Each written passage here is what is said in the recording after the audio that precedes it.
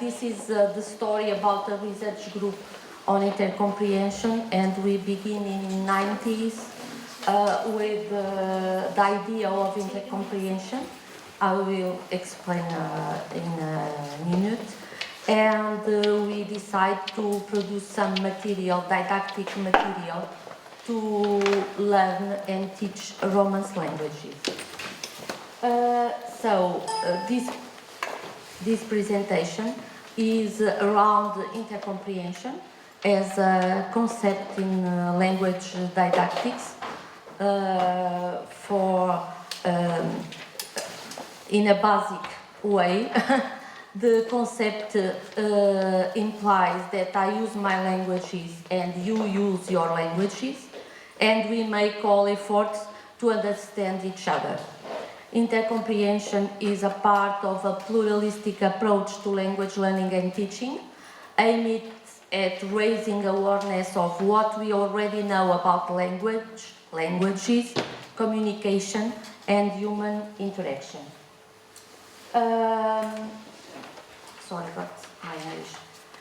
In these projects, we will present three projects, main projects, supported by European Union about intercomprehension, and together we arrive at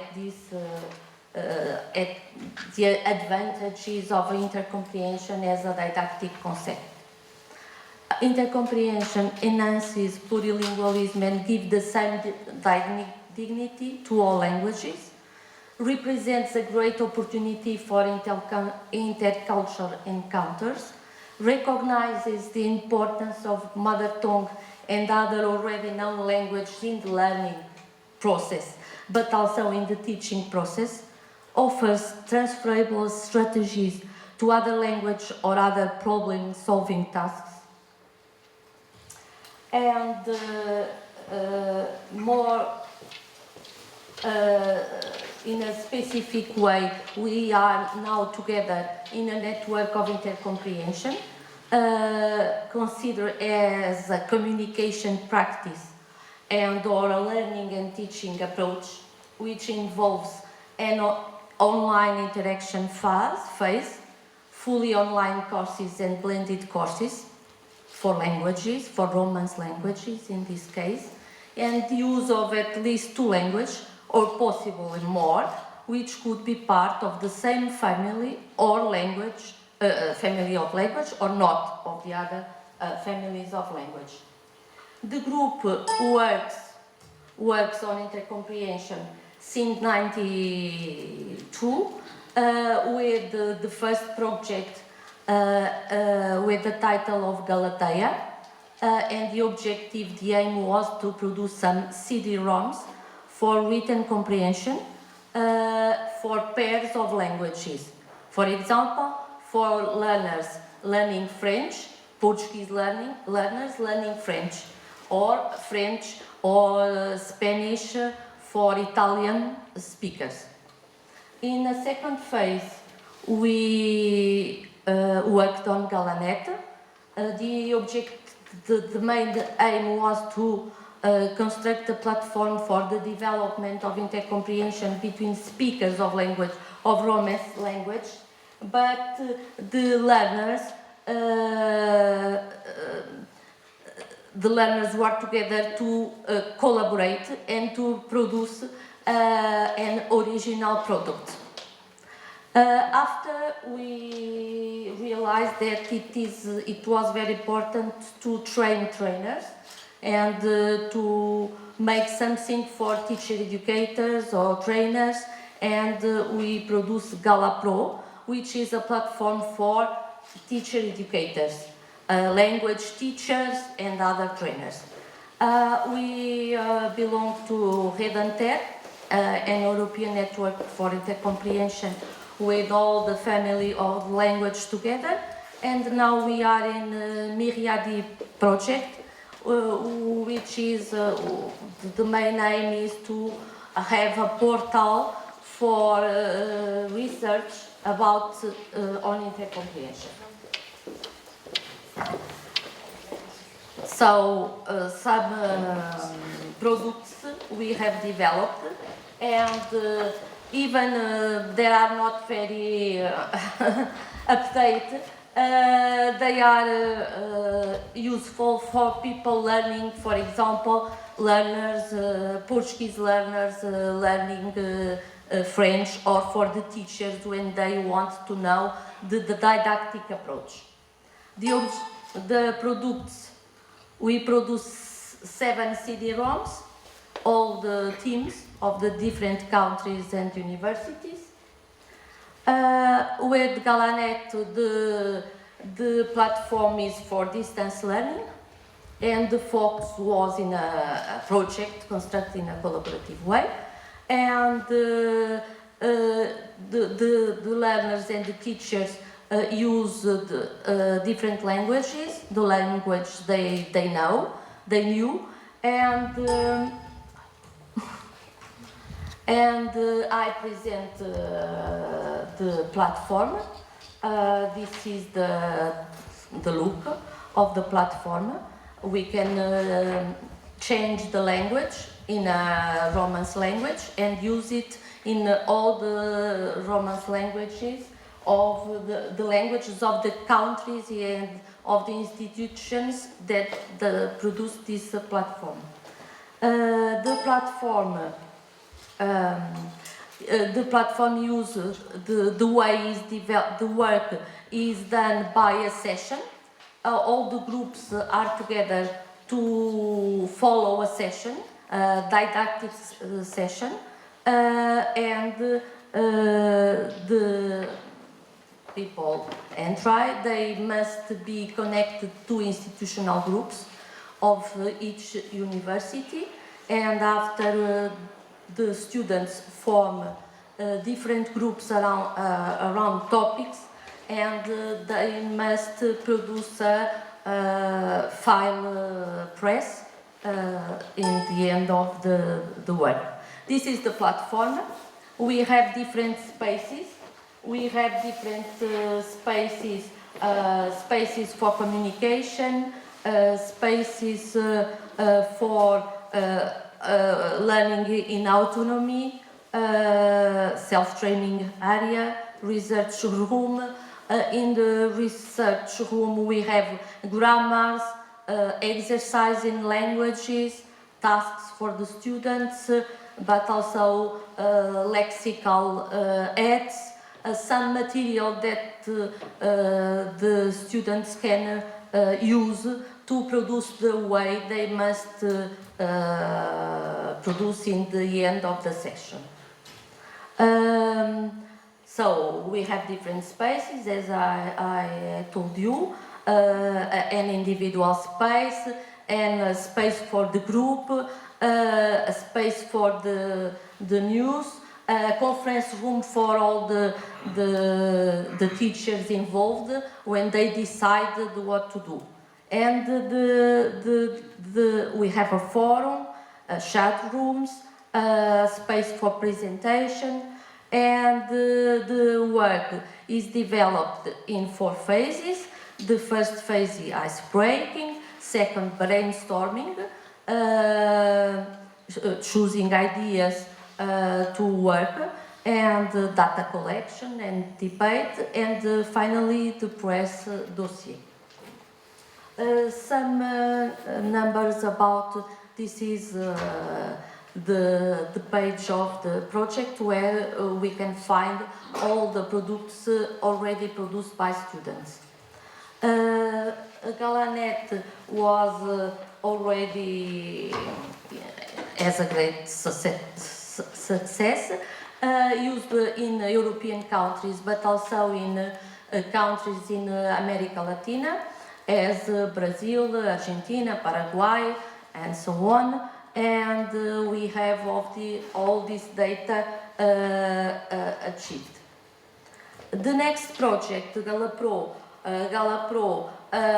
is a project for education of trainers for written comprehension in Romance language, and the aim, this is the platform.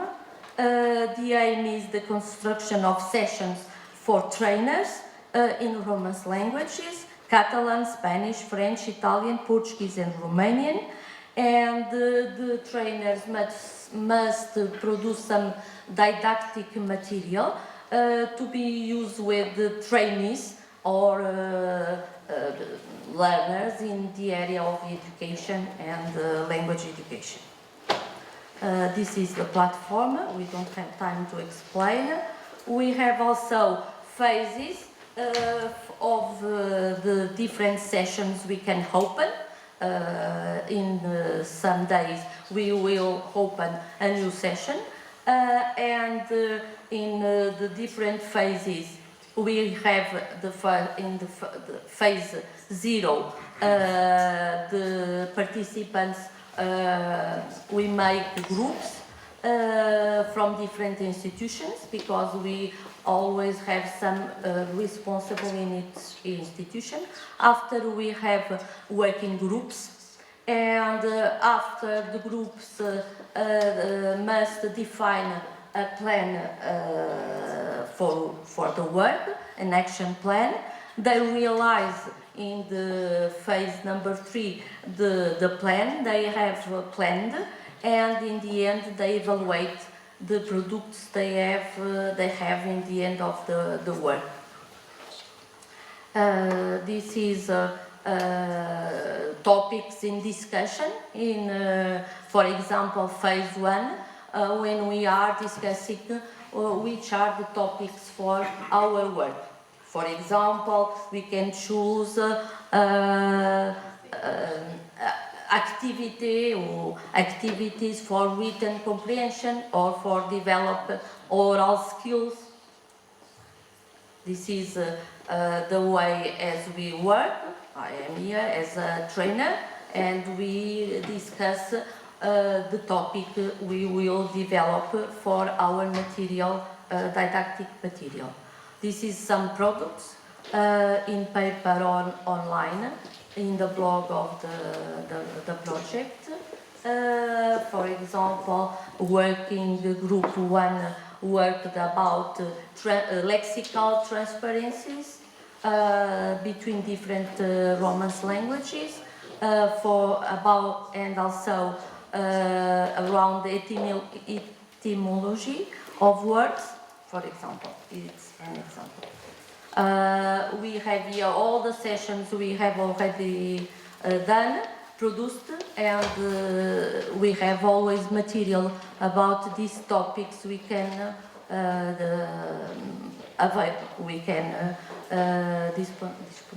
make available for other teachers and other trainers who are interested in this topic.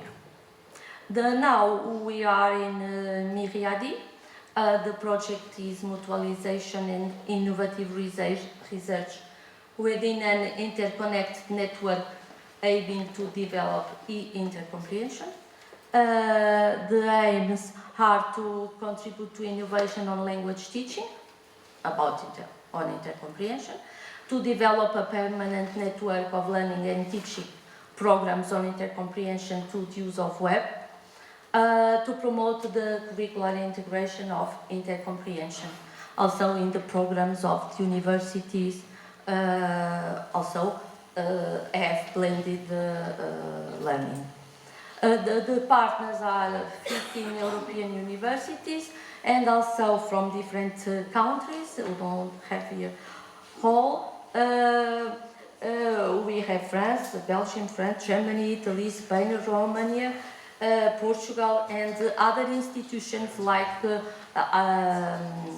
lyceums, high schools, and they participate as also to test and experiment with the students the material and the courses that we have. We have associated partners in America Latina. As they cannot participate officially, but they are associated parties and they can. Latin America, thank you. Latin America. How do we work? We work together in intercomprehension and online. We used our mother tongue language, and we tried to also, as the learners, to understand the other Romance language and to work like this. Some products are in different languages, and we made the same that the learners.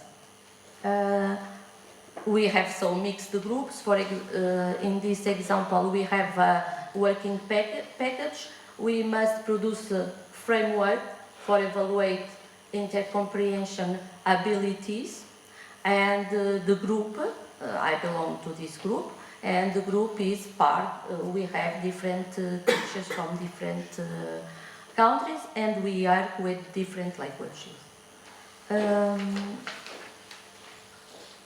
These are the work package of the project. The project is in progress. I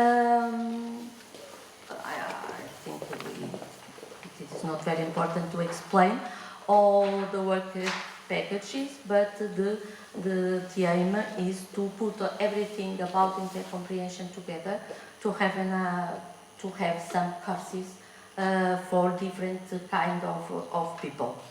For the last part of our intervention, we can say that intercomprehension is a concept also which is different now from the beginning. We see in all the data we have that this concept and these projects can develop different things in the learners and in the teachers, in social and affective dimension, very important, cognitive and strategic dimension, especially strategies for intercomprehension, for translation, for making an effort to understand other languages, and also linguistic dimension and other multimodal researches to develop the ability to use different tools to produce, to have a product constructed in a collaborative way. The last, our conclusion, we think it is important now when we think about what we have done in these different projects, that IC is a natural part of language communication, where different modes of translation and comprehension are mobilized in a process of valuing the linguistic diversity and speakers, the stories of the speakers, their conditions, their knowledge, is a linguistic and communicative concept, but also a pedagogical and political one. And that's everything. Gracias. Merci.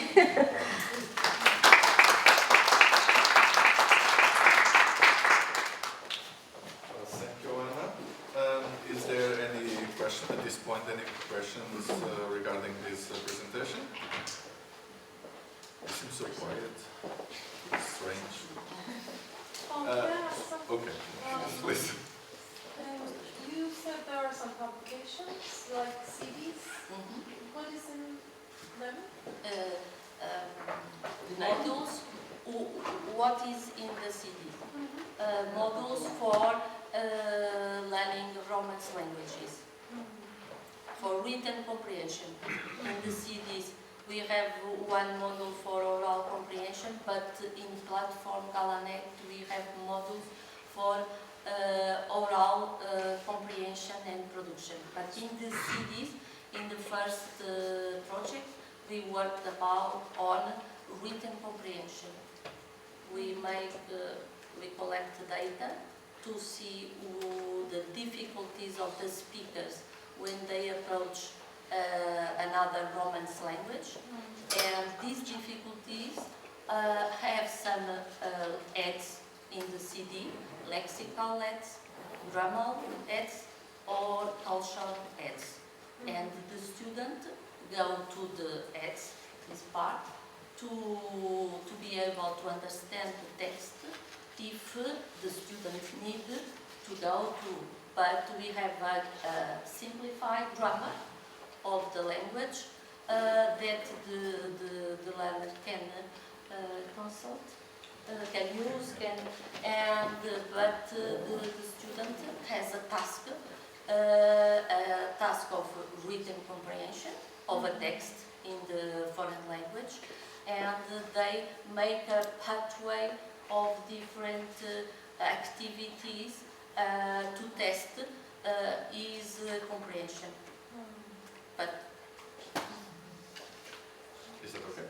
Yeah, To ask more? very interesting. Any more questions regarding this presentation?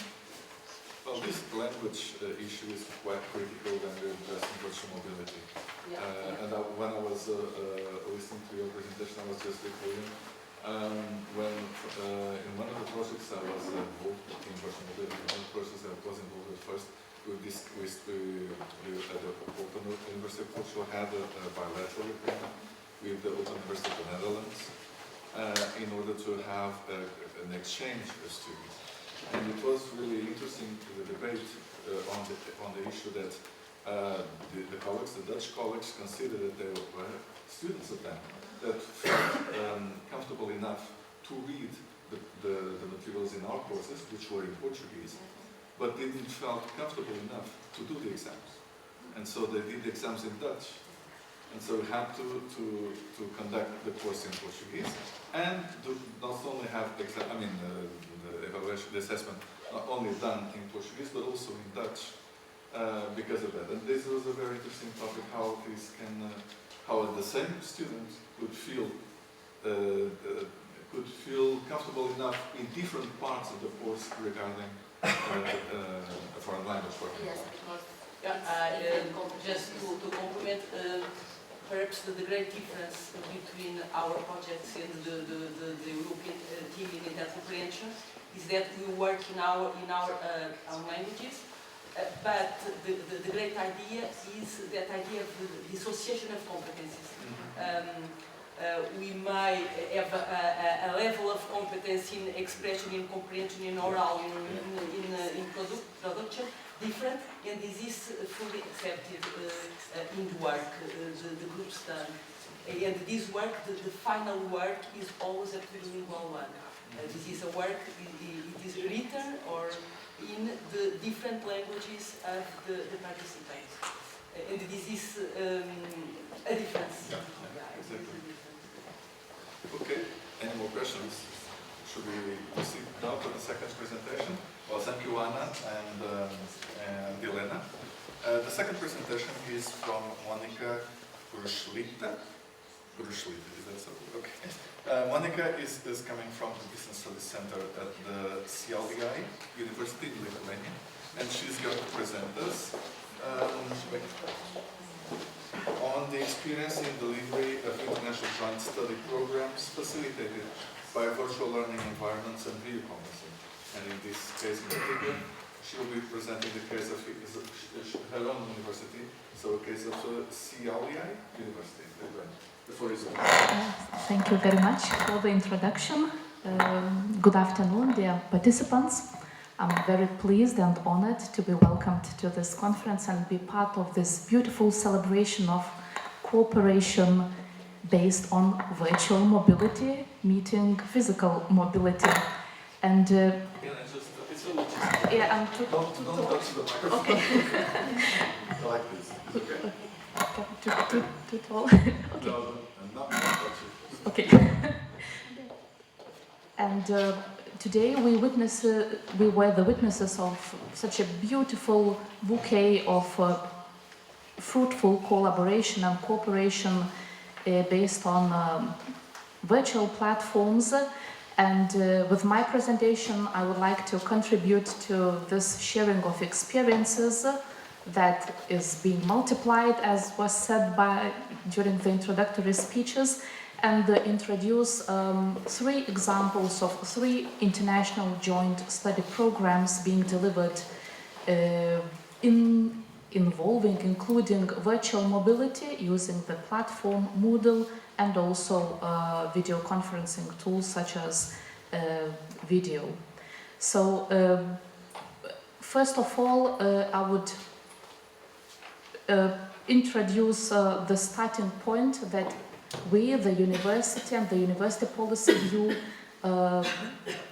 distance studies and full distance and blended studies, and later on we'll give more details about the 3 particular study programs. Even though full distance and blended studies have been a part of the study process of the university for more than a decade now, the international joint study programs involving virtual mobility are both a challenge and opportunity. We will see some of the different cases, how the prospective opportunities turned into some problems and became challenges, but later the willing teachers and administrative staff helped solve them. Blended studies both fit and facilitate the demands set by students and teachers seeking for both technical and communicative diversity, quality and innovations. So these are one of the 3 major points that we emphasize in our studies. We are concerned about the quality of studies and monitor all the study courses. Also, we talk about the rapidly changing communicative diversity and the various learning and teaching tools for the students, communication and collaboration, and also we are, as the rapidly changing academic community, open to innovations. And the 3 study programs that involve at lower or larger extent virtual mobility, virtually mobile international study programs are as follow. Joint bachelor's study program, Economics and Sustainable Business, and it was prepared and is being delivered in cooperation with Wrocław University in Poland. Then we have 2 master's level study programs offered to students. One of them is in collaboration with Czech Republic, the University of Pardubice, its Regional Development and Governance, and also joint master study program, Social Work, which is in collaboration with the Ukrainian colleagues. And this is one of the urgent topics now, and we as the university face it very sensitively.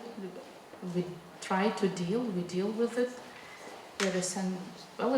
involving the sensitive aspect as well, and this is in cooperation with the American-funded International University, the Open International University of Human Development, Ukraine.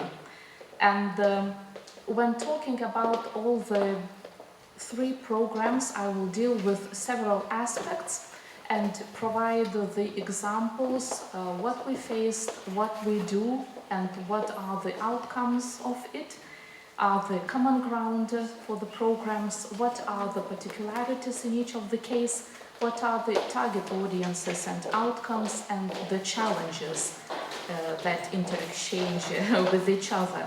So in the case of the study program for the bachelor's level is both a challenge and also an opportunity because the university enrolls or is ready to enroll the students that are fresh, that come most often having no earlier background of undergraduate studies. So this means that the students, as the target audience, must be ready both academically, must be willing to study also independently, and also they must be ready to study online, to embrace these virtual communities.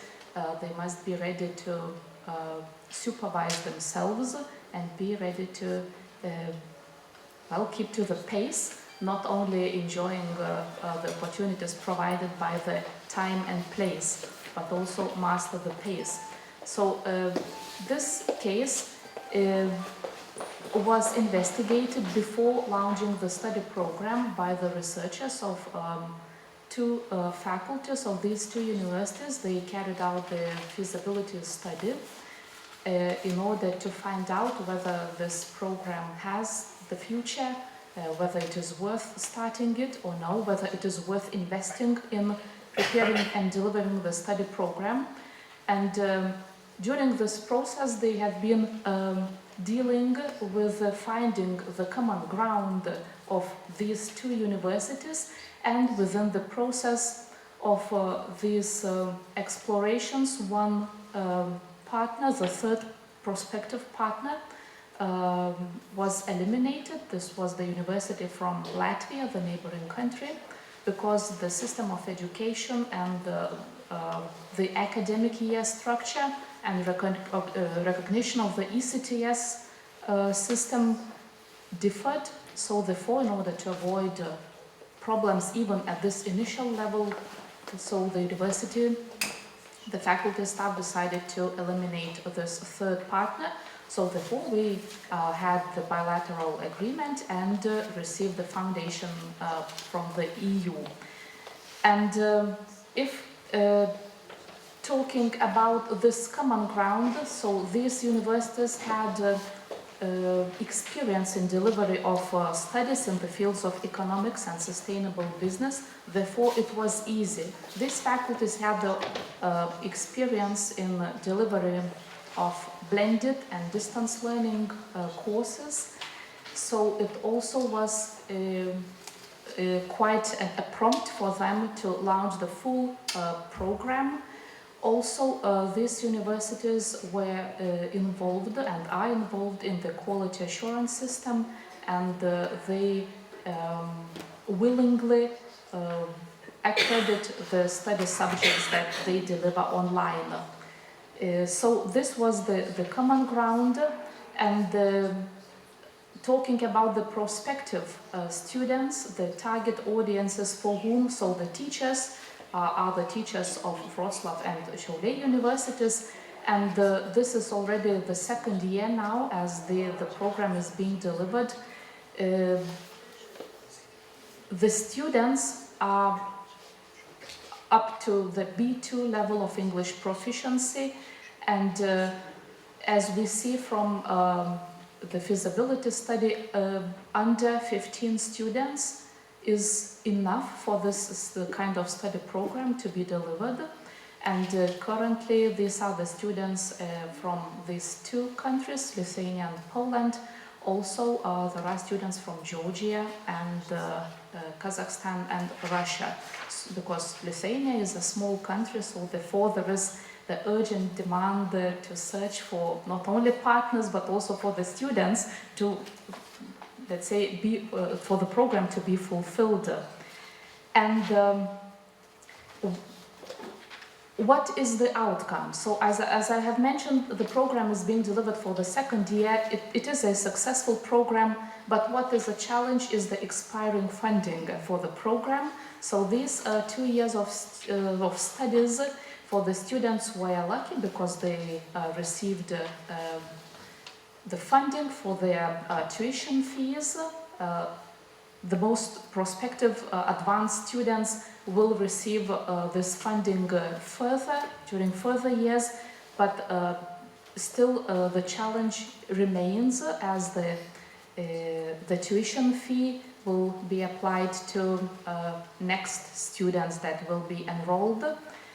And nevertheless, as I mentioned, there are several students who are from the countries that are non-EU members, so therefore this seems to be quite an attractive study program to get acquainted with Western knowledge and with this open study programs, because the students receive the double degree, double diploma of 2 EU countries. So therefore we are looking very much forward to more students willing to join.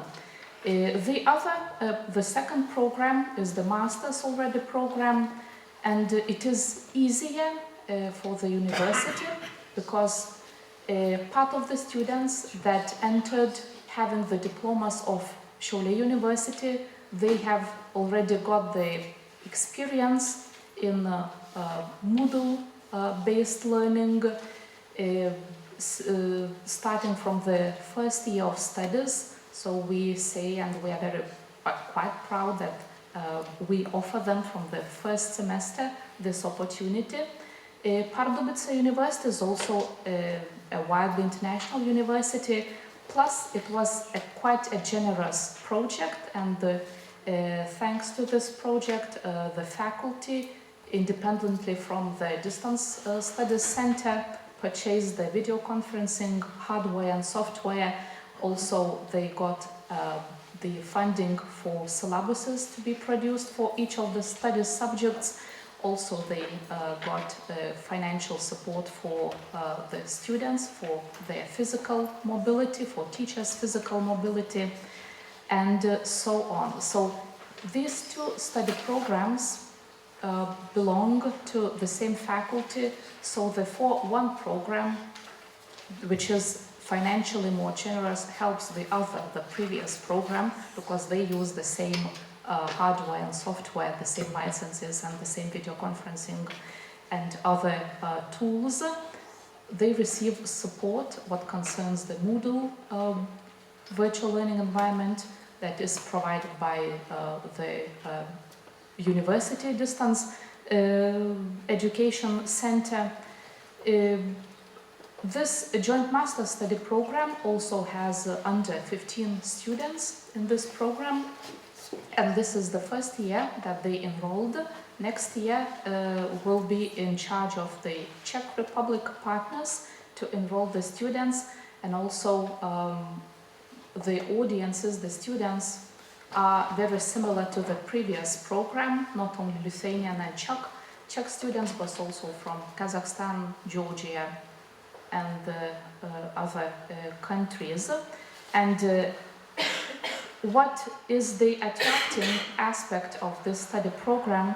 I would like to just show a couple of minutes a video that would hook you, I hope. Master Studies, something outside the box just arrived. Presenting a new tool to completely transform your educational experience. Joint Master's Degree Program of Regional Development and Governance, proudly developed by joint forces of Cholet University and University of Pardubice. This program is also known as a three-dimensional way to learn, thinking outside the box forever, made of internalization, interdisciplinarity, and innovativeness packed all into one. It's the best experience you can gain in 2 years of your life, whether you're a fresh graduate with bachelor's diploma or someone already pursuing a career. With multiple integrated tools to double your network and skills, this joint master's degree can speed up the process of unlocking your true potential in a regular master period.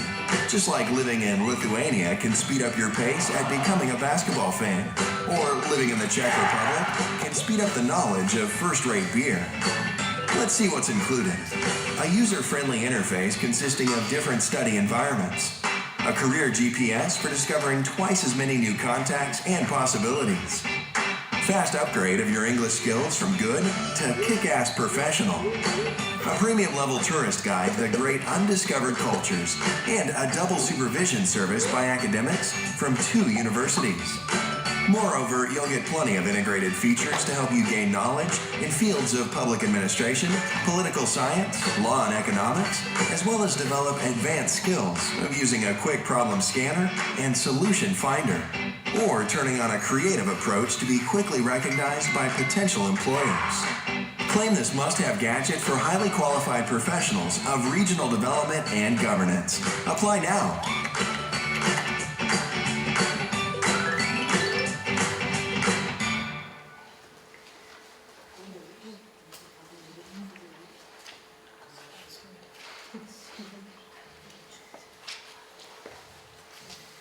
To continue with this second program, I also would like to mention that differently from the first study program, when the feasibility study was carried out, the teaching staff of both Czech and Lithuanian universities were lucky to undergo the training that was provided by Vytautas Magnus University teaching staff professionals, and they attended the two courses, which one was intended to improve the academic English skills. That was very useful for the teaching staff, because they also require the B2 level of English proficiency. And the other was the course for quality improvement, for professional development of teaching staff, what concerns implementation of innovations and virtual learning environment and the video conferencing tools. So that was very useful, and we are very glad that we worked in cooperation with this university. And the third study program, which is different in several aspects, several essential aspects, is the social work in collaboration with the Ukraine. One of them, of course, is one of the problems, of course, is set by the unstable situation in this neighboring, in this country, in our region. And what was planned was, of course, not implemented. So currently, this university doesn't have its website running anymore. And this is the Western style, Western type, American-funded open university with many of online students throughout the world, and also referring to the long coexistence. Some more than 25 years ago, the teaching staff had their not only professional but also emotional relationship with each other. So therefore, it was also one of the stimuli to start this joint study program, and they all were very much willing to start it using, again, virtual mobility, Moodle platform, and other video conferencing tool. But as the situation changed last year, in the end of last year, the situation was introduced to the Ministry of Education and Science of Lithuania, who provided partial support for implementation of this study program. And this, the scheme of this program was changed, and instead of video conferencing and using the Moodle platform of the Ukrainian university, so it was suggested to fully load the Šiauliai University Moodle platform, and also to enable physical mobility for Ukrainian students to come, even those who were disabled themselves, moving using the wheelchairs. So even this double obstacle allowed them to come and study social work. And again, it was one of the other, not necessarily academic stimulus, that it was emphasized during one of the meetings that this social work becomes even more important in the case of warfare. So the students that arrived, physically arrived, were very much motivated, and they joined the community of Lithuanian students.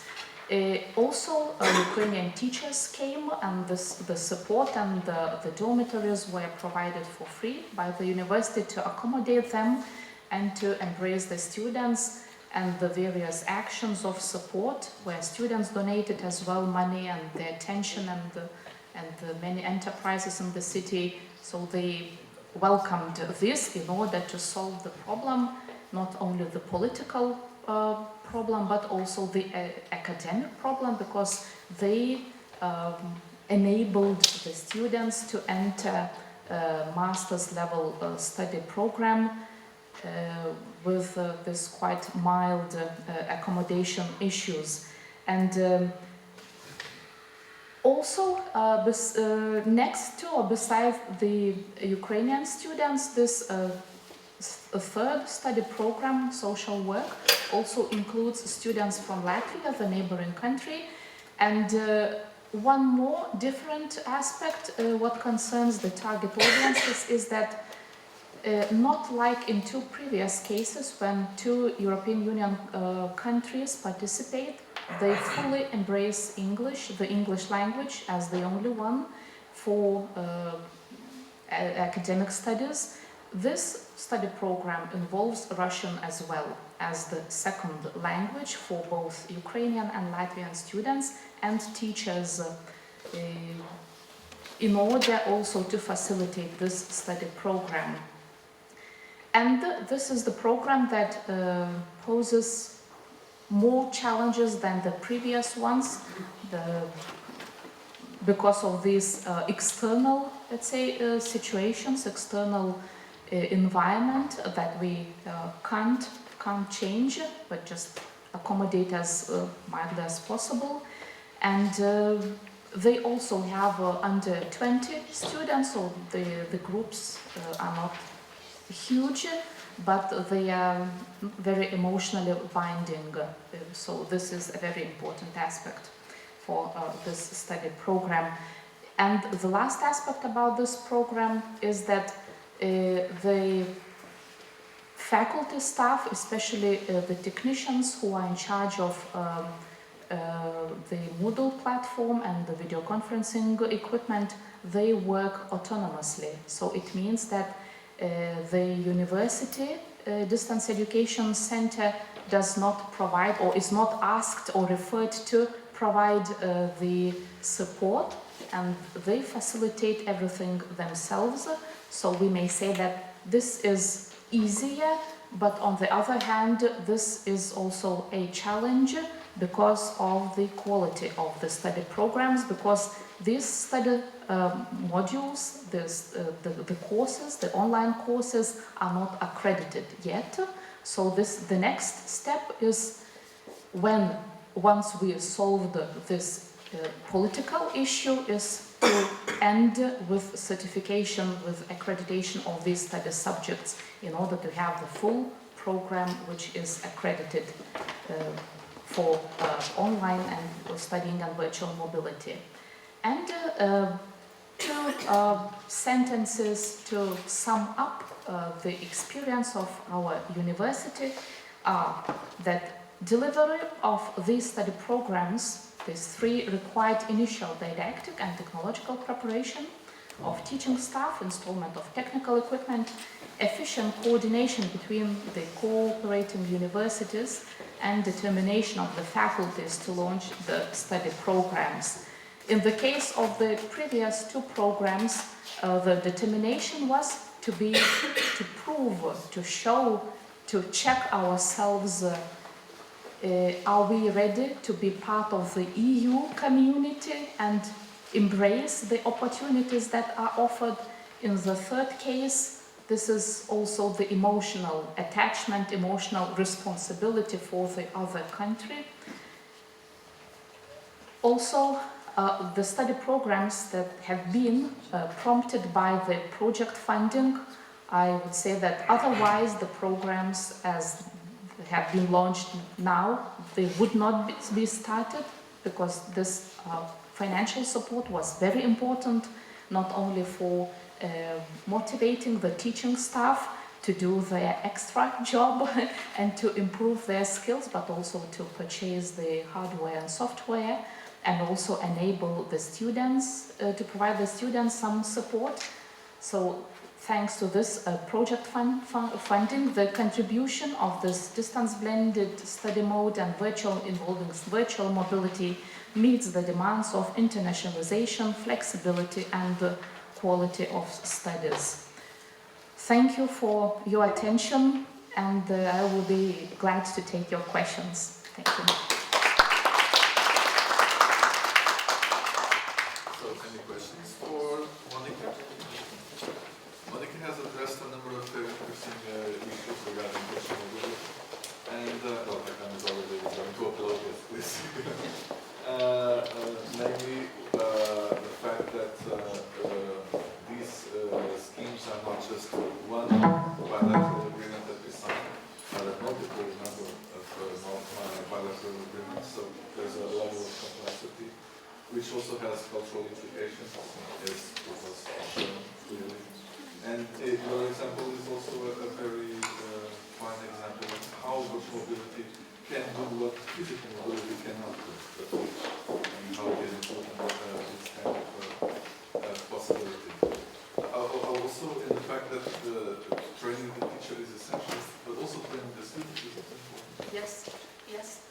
right. I mentioned about the MA and master's programs, and that the students came having already this preparation, and this first year bachelor students, so they got it fresh.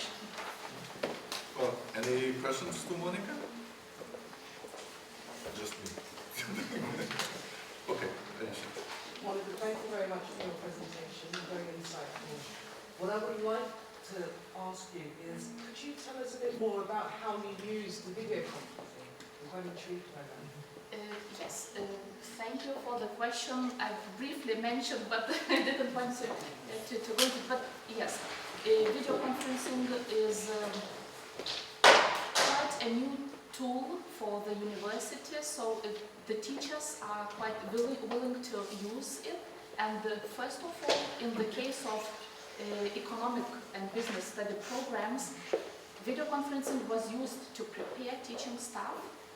They were trained using this technology in two universities simultaneously, in Czech Republic and Lithuania. Also, they were used for initial discussions, initial meetings, using video conferencing before the program was launched.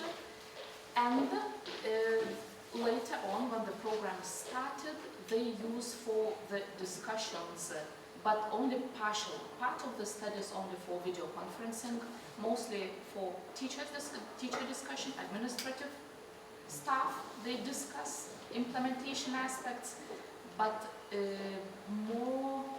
are more presently teachers moving physically than virtually, but as the funding is expiring or almost cut, because it was funded for 2 years for the implementation of the study program, so they intend to use these two study programs, intend to use up to 40% of video conferencing to substitute physical mobility of teaching staff.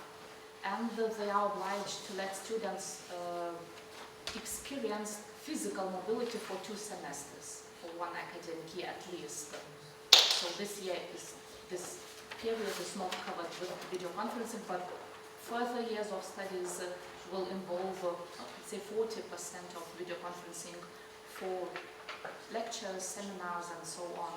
So this is the future of the program in order to diminish, let's say, the cost of the study program. And in the case of Ukrainian partnership, so video conferencing is impossible now because of the situation, and students use only Moodle as the virtual environment in the second Lithuanian university, and the physical mobility of teachers and the students who came for,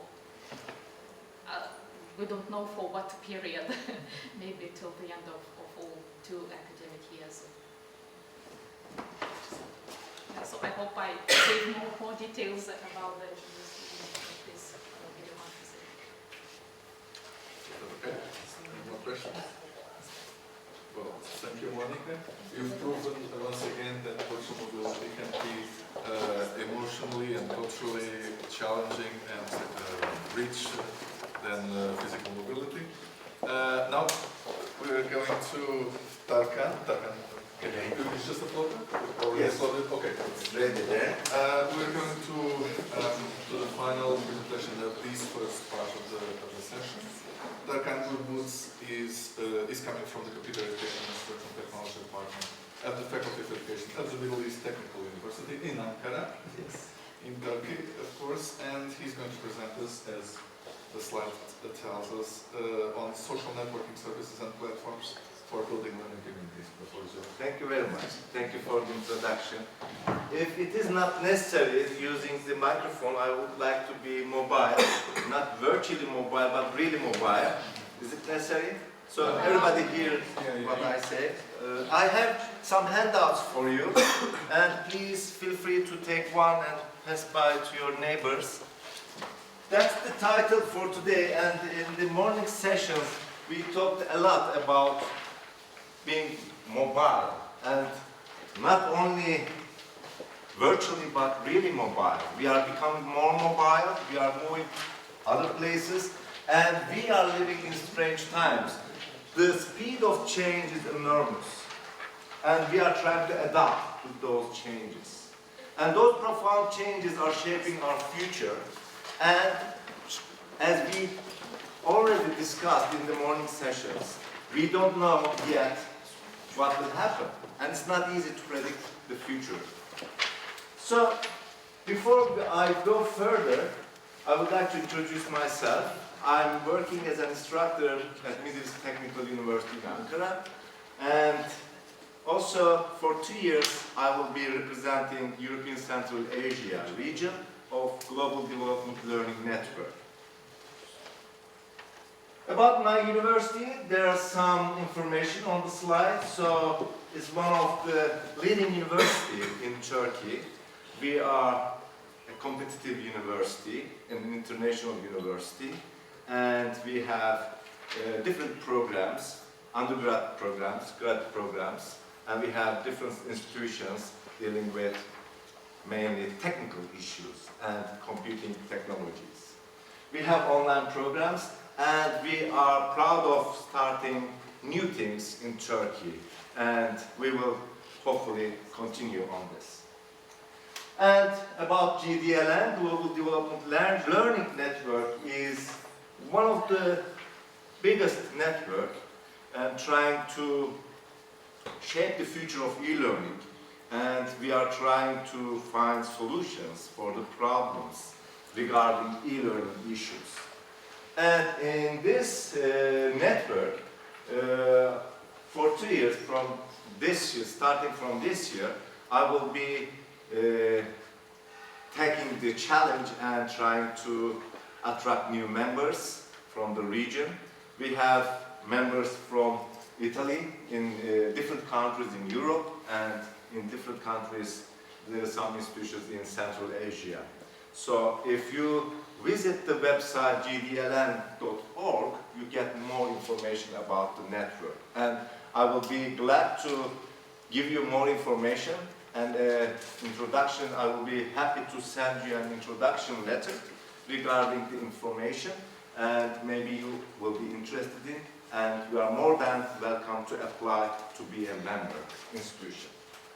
So, the objective of the presentation for today, what I will talk about, the profound changes a little bit as an introduction, because what we say, we must change ourselves, okay? But it's not easy to change. In order to change and adapt yourself to changes, you have to understand what is going on really. So you have to understand the meaning, and you have to understand the change itself. And then I will talk about more collaboration, more cooperation. Everybody is emphasizing, underlining, double lines, collaboration, collaboration. But how? It's not easy. It's not easy to collaborate at all, and we are talking about online collaboration. So we are trying to solve this problem, and I will try to explain our solutions regarding the projects that we had in the university, and also I would like to open to discuss here. And I will try to underline the need for building learning communities and communities of practice, which is very important. And we started to use different social platforms.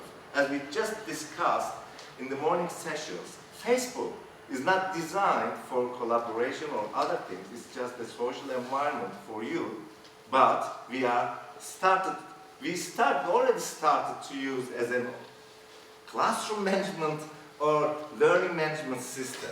So all students, everybody here, they want to contact you through Facebook and use it for educational purposes. So as I told you, we are living in strange times, and we try to understand what is going on. And the research results also gives us some clues about the future, and it is important to have more study and get more results. Therefore, in this presentation, I will also touch to some results of selected recent research studies in the scope of using social media in e-learning, and I will also comment the potential of social media in e-learning. in order to remind you your applications, and maybe we can collaborate in the future through email. All right. So those changes, economical, technological, societal changes, are trying to set the ground for the future. What we know from the years 2000, starting from 2000, the discussion, digital natives and digital immigrants. So our students are considered to be digital natives, and in the morning session, you remember, we heard that, yeah, they are not digital enough. They are digital in terms of playing games, but they are not digital enough in terms of using the technology for educational purposes and learning.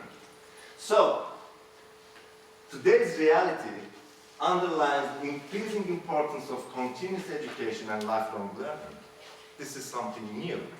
And lifelong learning, in terms of European projects, and in that domain there are many things to do, and there are really good projects to collaborate. Because lifelong learning is for future, and continuous learning is necessary. That's why everybody is trying to set the ground, set up new solutions. So this recent trends trying to remove the boundaries for learning. And we try to establish new and innovative learning environments. We talk about rich learning environments and trying to put the necessary content, put the necessary instruments, put the necessary infrastructure, and then this is becoming more complex and we don't know what to do. And we have to make it more effective and useful for the learner. We talk about communication, collaboration. So those 3 C's are creating a pressure on our shoulders. So more collaboration, more communication, and whenever we know that whenever we have a profound change in terms of communication technology, we observe profound changes in our society. So we don't know in the near future if we have new communication technologies. I'm sure the educators will find a way to include in the educational programs. Yes, we are using social media, and users perform learning activities while on social networks. They ask questions, they get information. Just in the morning session, we have seen some examples, real examples. Teachers are together with their students on Facebook, and students are asking about past years' lecture notes or questions. And an interesting point, you are not giving the lecture, you gave the lecture last semester and now you are giving some other lectures. Since those students are still connected through Facebook, they ask their questions and keeping you busy. So your workload is increasing, in fact, as an instructor. So you don't know how to deal with those. You don't want to say no, go and ask your instructor, and maybe that instructor is not on Facebook, so it's your fault to be on Facebook, and you have to answer the question coming from your students, old students, or new students that you don't know, because they are not enrolled in your course, but still coming different questions. So this is creating also a bit problem for you.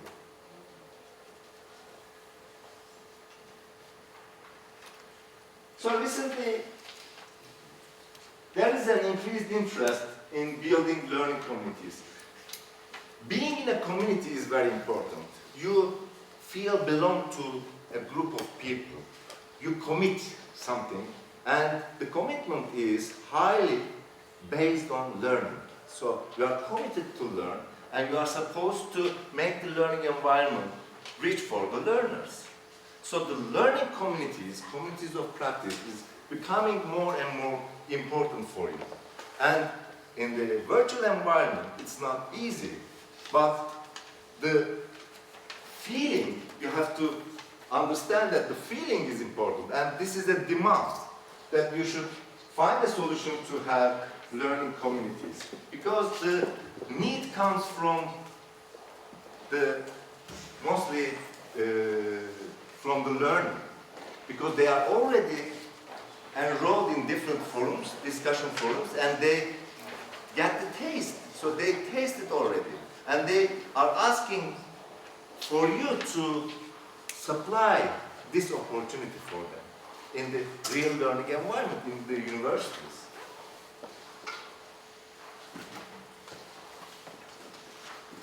So, in order to see the big picture and to find some answers to develop innovative learning environments, we have to look at those studies, and we have to design new research studies, and then those results will help us to solve the problems. And it's true that we are trying to solve the problems that we don't know the solutions, and we are using the technology for the future. And we are trying to design the solutions for the future. That's the difficulty. While choosing the research studies, we applied a methodology, and through relevant keywords, we started to collect some research papers published after 2003, and we got the list of articles to be reviewed. Then they are indexed and tagged in Excel file. Their types, aims, participants are in the Excel file so that we can order and reorder. And we only kept the research papers with methodology, exact methodology, collecting data and analyzing data and then having some results. So, remaining papers were classified by areas of interest and types of participants. So this classification was helpful for us. We divide into two parts, area of interest and participants. So we classified the research papers in terms of the measurement instruments, data collection procedures, and knowledge building and social networks. And then participants were coming from different areas, levels, K-12 students, university students, adult learners, and research studies on teachers. Because online teacher training programs are also increasing, and they are attracting the governmental solutions. And the results. Interesting results says that we have quite considerable, reliable and consistent instruments. They are developed, but they are needed to be used in more settings. So contextual case studies are giving some results, but still we cannot say for the large amount of students or large amount of applications in different areas. So we have to widen the scope. Learners show a higher success rate in terms of their grades, and also tend to have higher social capital when using social media. This is an interesting group of results. The message is interesting. And online communities do not form naturally, but users will continue to contribute as long as they are satisfied and find the media useful. And this is really true because, as I told you, our students using discussion forums, they learn Java, they learn different programming languages through forums. They ask to the experts and then they get the information for free. This is very good and it's fun. So that in this society, they are ready to help others, and this is really a very good way of collaboration. They are collaborating, but in the classroom settings, in online learning environments, we don't have that motivation. That's interesting. They are collaborating in different free forums, informal forums, but when you establish a formal discussion forum, they are not motivated enough to send some posts. That's interesting. So we have to find out the reasons, and this requires, of course, research.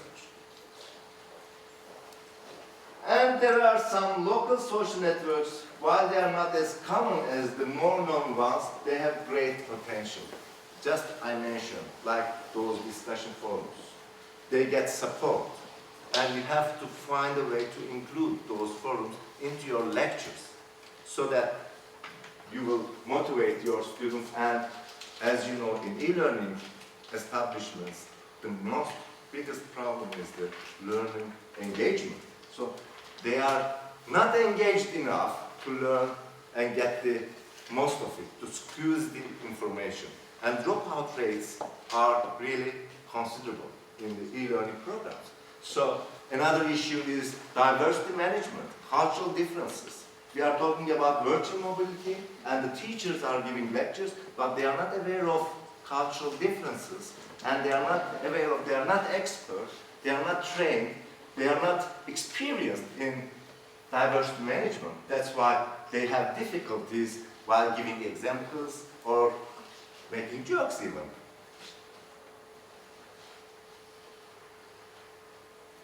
Yes, that's true.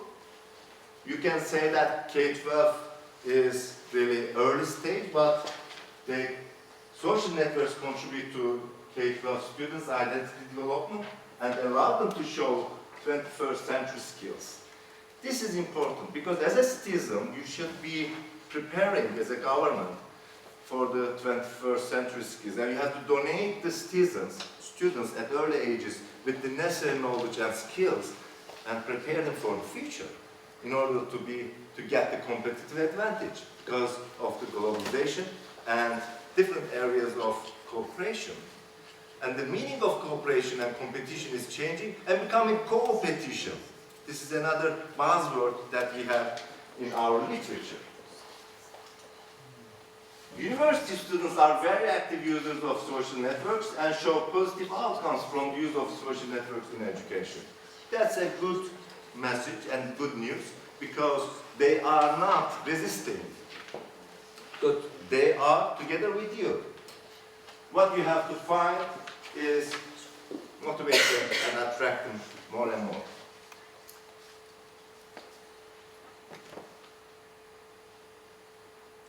And after all the research results, collecting the results, I can say that we have some recommendations for the solutions. So there is a growing need to integrate social networks in formal education, and not only distance educational purposes, but also conventional education and traditional education, we can use them to support our lectures. Organizational social networks should be calibrated for better performance. There is a lack of relevant content that would target the effects of social media to desired solutions. And social networks should be used in wider and more varying environments, as well as for longer time to better understand their mechanics and effects. That's why I just experienced for 2 terms, in fall semester and spring semester, I'm lecturing about programming in internet environment, and I created a group on Facebook, and I invited experts in the field from the Technopolis, the companies, and they are kind enough to share their experiences, and they are kind enough to answer the students' questions, and students get really support from them. That's interesting, because they are in the first year, and they are first-year students, and they have the chance to work together with the experts already in business. And their vision for their projects were at this level, but after interacting and communicating with the experts, their quality and the expectations became higher, and they produced more qualified projects together with them. That's a good way of learning. Why not use them? So that's all I would like to share for you, with you, and here is my email address. So please do not hesitate to send me an email and ask your questions or to say hello, or whenever you come to Ankara, just send me an email and I will be glad to meet you there. Thank you.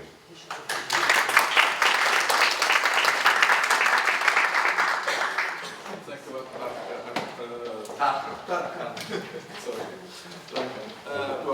Tarkan has brought us back to a fundamental issue that has already been addressed this morning, which is the connection between the experiences of virtual mobility that are being conducted in a closed environment, in a very traditional environment, university environment in this sense, and how do we connect these with the new open educational culture, non-formal or informal forms of learning, and so this is a completely new thing. That should affect also the way we think about virtual mobility. Well, but I'm not the one asking, so please. Any questions to Tarkan? I'm sure that you're willing to ask something to him. I'm not pushing you.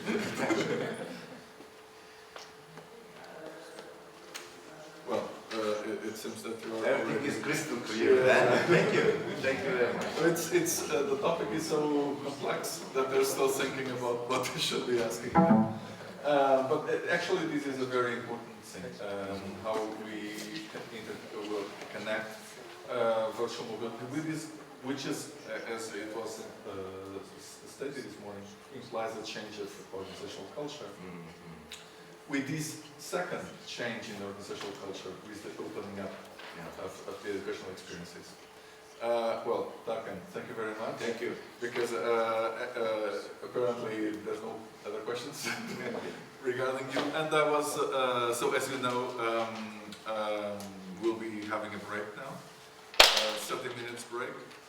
And I was asked to inform you, make sure that you know that the coffee break is just on the right side when you leave the room, on the right side and not on the left one. So we'll resume in half an hour. Thank you very much. Thank you.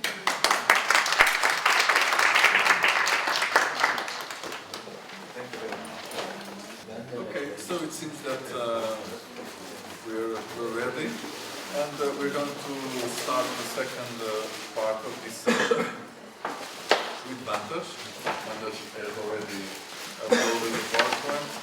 So Mantas Ilkas is coming from the School of Economics and Business from the Kaunas University of Technology, so another colleague from Lithuania. And he will be addressing us on the educational solutions in virtual reality, the case of Second Life. So now we're going to a new dimension. Right? Sure. The floor is yours.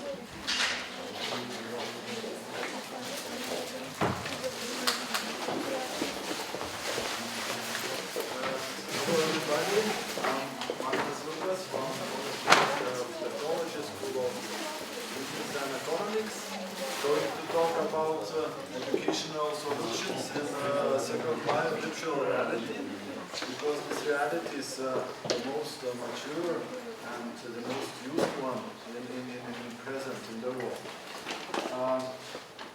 My interest in Second Life started approximately 7-10 years ago. I was very interested in business solutions, business opportunities, and what actually companies do within Second Life.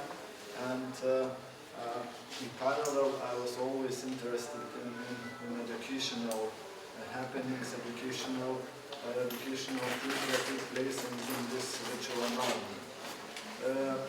As the curtains close, I believe in such a solutions. But if you would widely open them, I would believe less about the possibilities and prospects of virtual environment for the educational solutions. But I always was somehow thought that always reminded me a joke that after Isaac Newton, the education changed only in that way that the chalk is less dusty now. So I always was interested in some developments in virtual reality and what way can enhance learning, enhance learning, facilitate learning and education. Actually, the aim of this presentation is to identify some possibilities how the experience in such environments may contribute to learning and education, And of course, with my presentation, I want to inspire discussions about the possibilities, usage, and opportunities of such environments for education. Most cases, the cases that I'm going to present, are historical ones. Some are still take part in this environment. In general, at this very moment, the Second Life did not give its promise fully as it was expected in 2007, 2008. Then it was, I think, the boom time of this environment. It was established in 2003, and after some cases in 2006-2007. That the number of users within Second Life exploded exponentially. But as we take a look back, like to over 10 years of this environment, we see that we had approximately the same size, the same number of users 5 years before.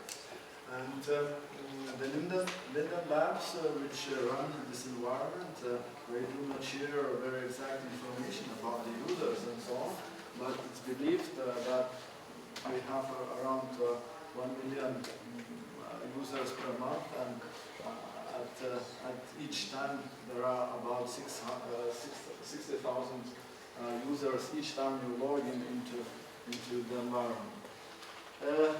Have you been using this environment? Who have been using this environment? Okay.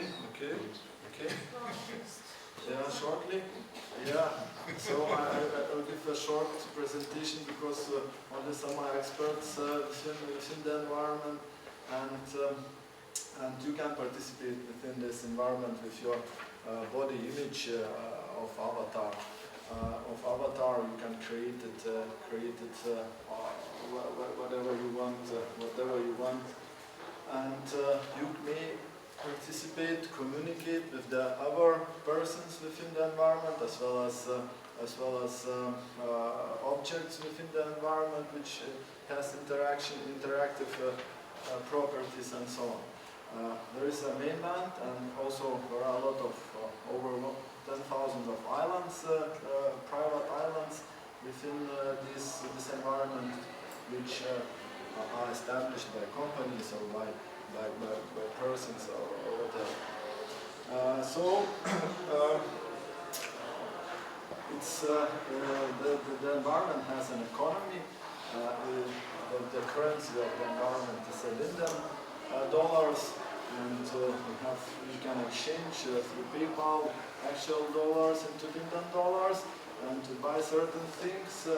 The company which runs mostly the most income comes from the selling of the land within this environment, and also there are a lot of other opportunities to buy gloves, special things, and so on. So this is a commercial environment, and there are some cases of people who became millionaires within the environment.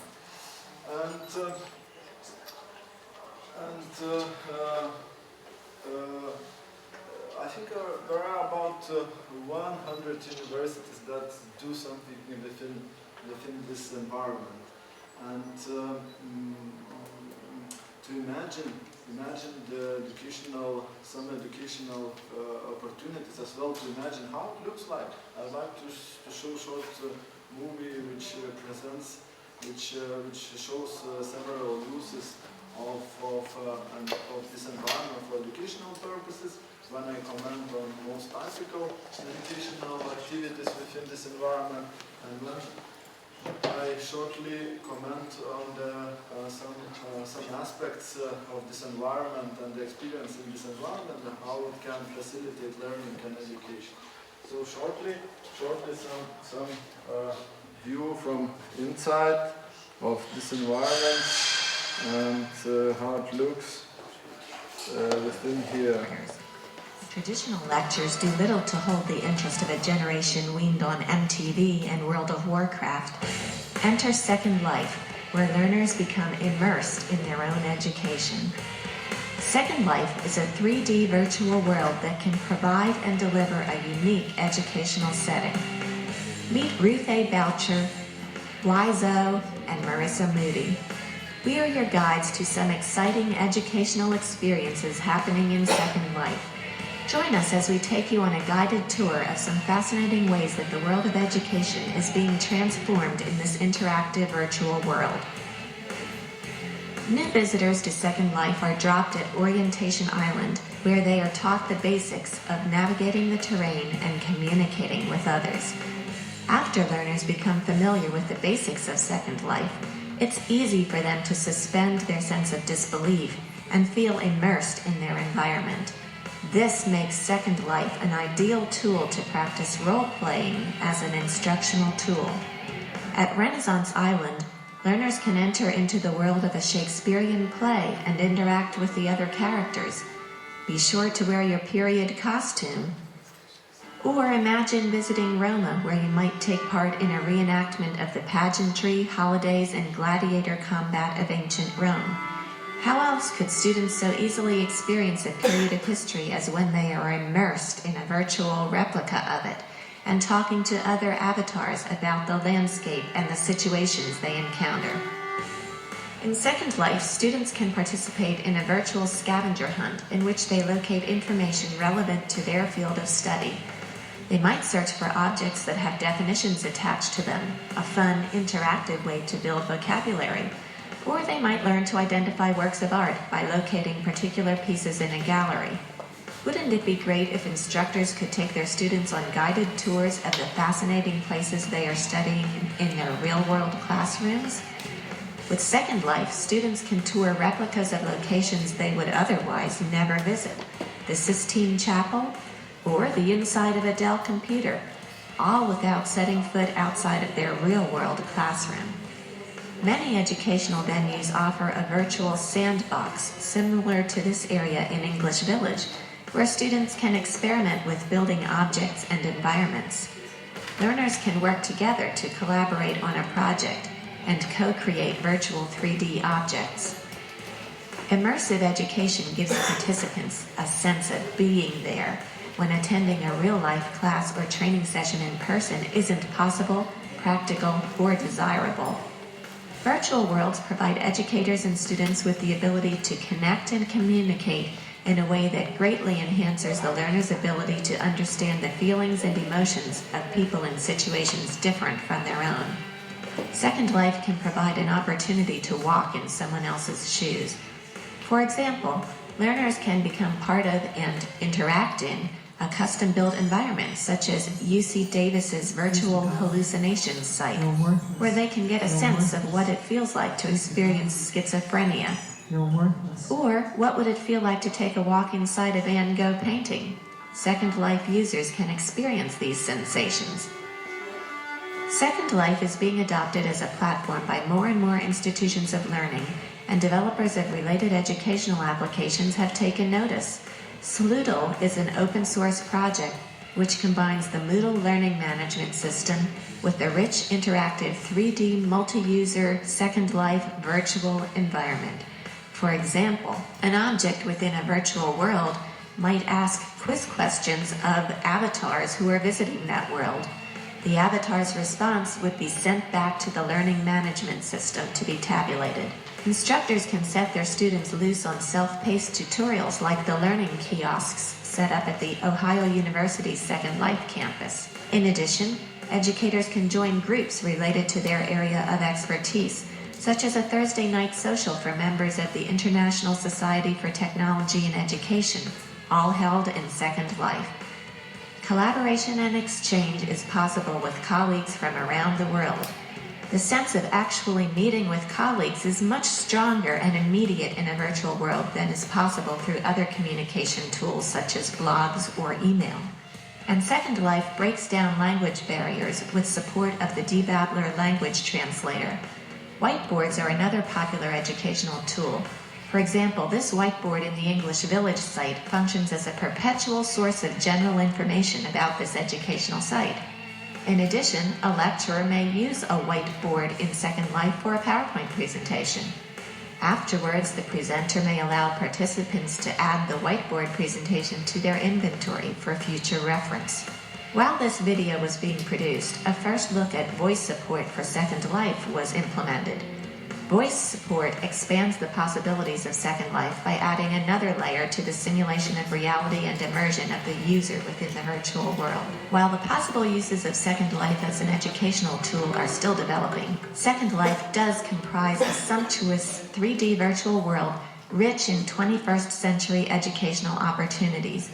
If you are interested in learning more about the educational uses of Second Life, consider subscribing to a relevant blog such as www.carlcap.blogspot.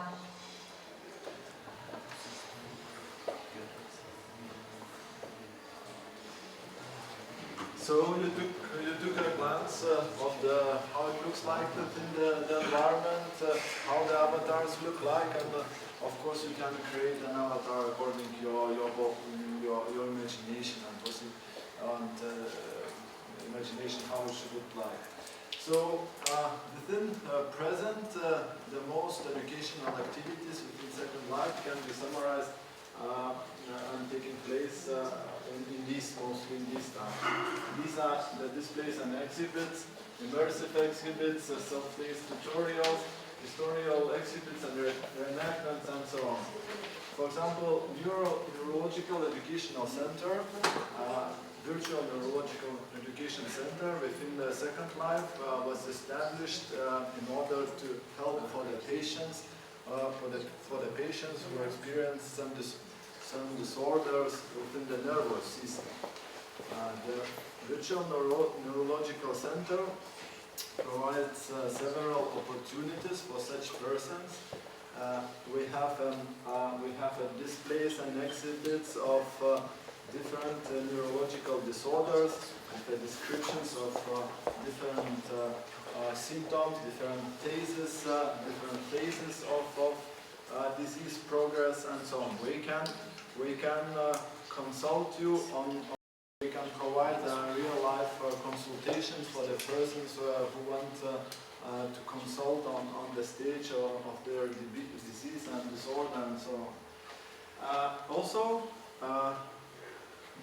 in this case, the exhibit becomes more simulation, and more simulation. You can take a badge on yourself, on your avatar, and you can experience the symptoms of the people who experience which have certain kind of neurological disorder in sense of motor disabilities or coordination disabilities. So your avatar will perform or not will exhibit the symptoms of neurological disorders if you take the badge and want to simulate certain disorders. Immersive exhibits that's really engaging to take a tour in Van Gogh world, or look through the microprocessor and other things within the computer, as well as take a view on visualized cells, genes, and other things which made possible by the graphics, by the 3D graphics of this environment. Self-paced tutorials, role plays, and simulations provide possibilities to develop certain skills of the users within environment. Mostly it could be mentioned such examples as hard murmur house. There you can, where you can hear different sounds of the different heart disorders and develop skills of the recognition of the disorders by the sound, which are complemented with particular visualizations of the disorders. The nutrition game places you in the context of fast food restaurant and allows you to behave and develop the skills of choosing more healthy food than more healthy food. The Renaissance Island, where you can meet the Shakespeare, the characters of Shakespeare plays, as well as you can visit a replica of the Sistine Chapel.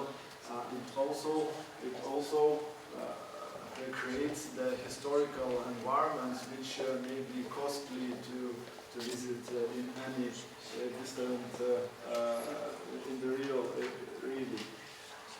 Some immersive exhibits are quite frightening. For example, the Hallucinations Island, the psychologists constructed the environments where you can we recreated the sound, the voices and sounds and some visual disorders of the people that which typically are experienced by the people suffering from schizophrenia.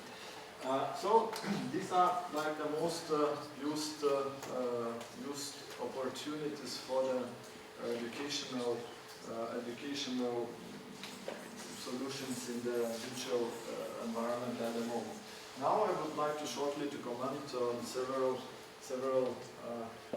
elements that may contribute to learning and facilitate learning, the experience from digital environment, particularly Second Life.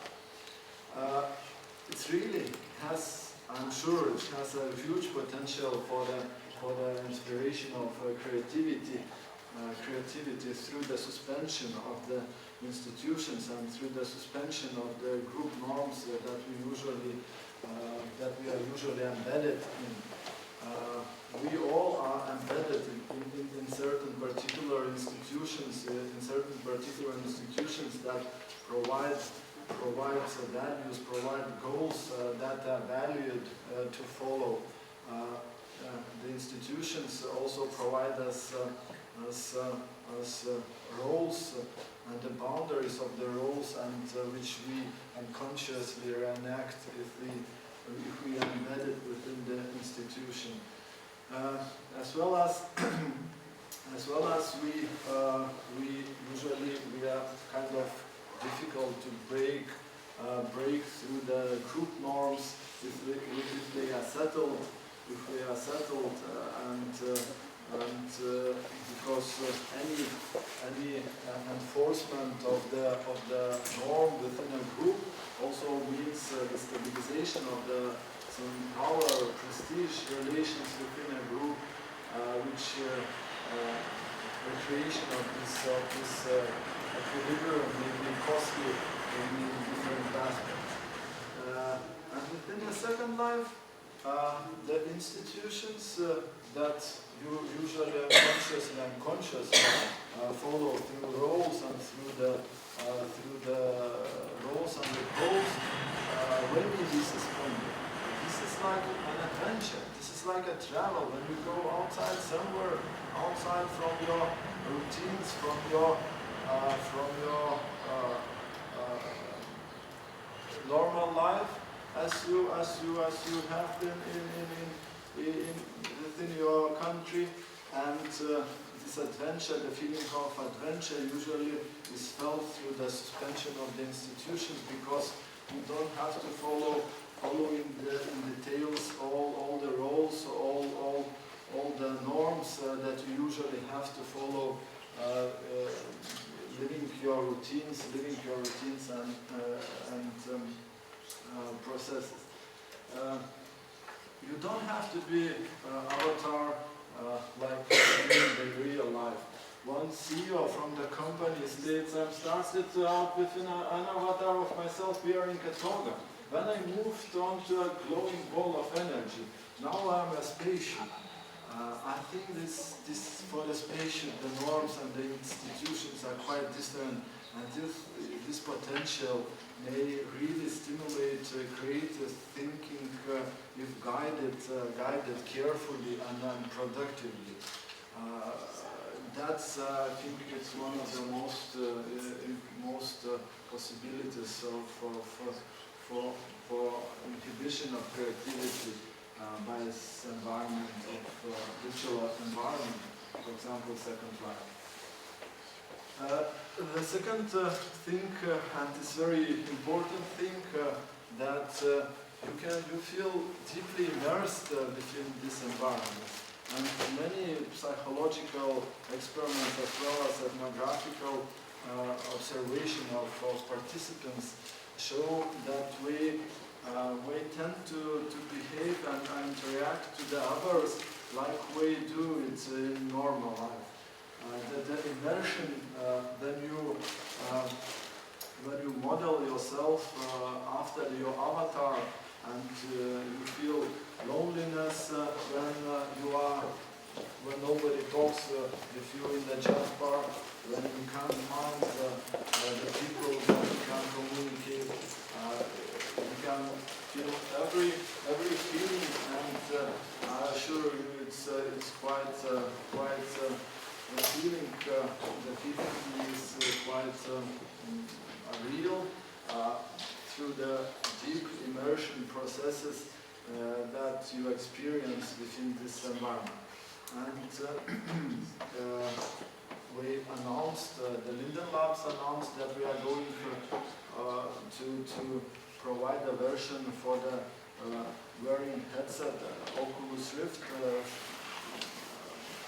in some period. We recommended it would be fast, and such possibilities of virtual wearing headsets would enhance the immersion feeling as well. This immersion effect may contribute to motivational aspects of learning. We are more immersed. We may devote more time for learning. We can more involved in educational activities within an environment, and that is also an aspect that may facilitate learning and education, the aspect of such environment. Our knowledge is, we have the procedural knowledge and declarative knowledge, and this knowledge is stored in different parts of our brains. And declarative knowledge and stored in different parts, accordingly called declarative memory. It's a long-term memory, and it's usually used for memorization of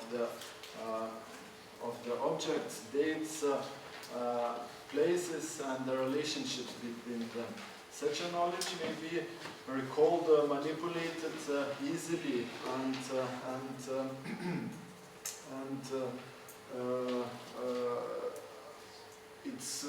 it's true, and I think it's very important that such environments may enhance the capacity to memorize the knowledge that is stored in our declarative memory parts. The visualizations of the insides of the computer, the visualizations of genes, cells, molecules, as well as art things which we have to remember. The visualizations may deeply, I'm sure, enhance the memorization processes and ease memorization processes of the declarative knowledge. as well as of the procedural knowledge, which usually is stored in the procedural memory parts, and this knowledge constitute the habits, skills, the habits and skills that we develop during repetition, during trial and error. This knowledge is very difficult to articulate. That's because we can hardly tell how to drive a car. We can show how to drive a car, but we hardly can tell how to do it.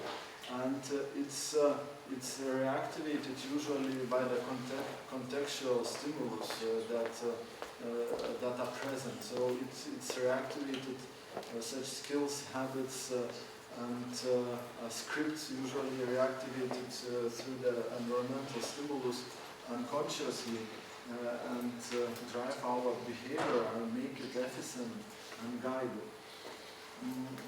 The simulations that are possible within this environment, and it's possible to simulate certain environments that otherwise will be very costly to simulate, and their participation in such simulations may develop or pre-develop your skills, have your skills routines necessary for the efficient behavior in real-time situation. Especially it's popular in nursing. Nursing it provides a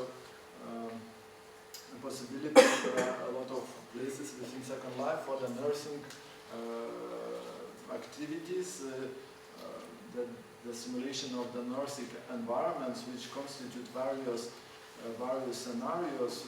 Their nurse he may learn how to react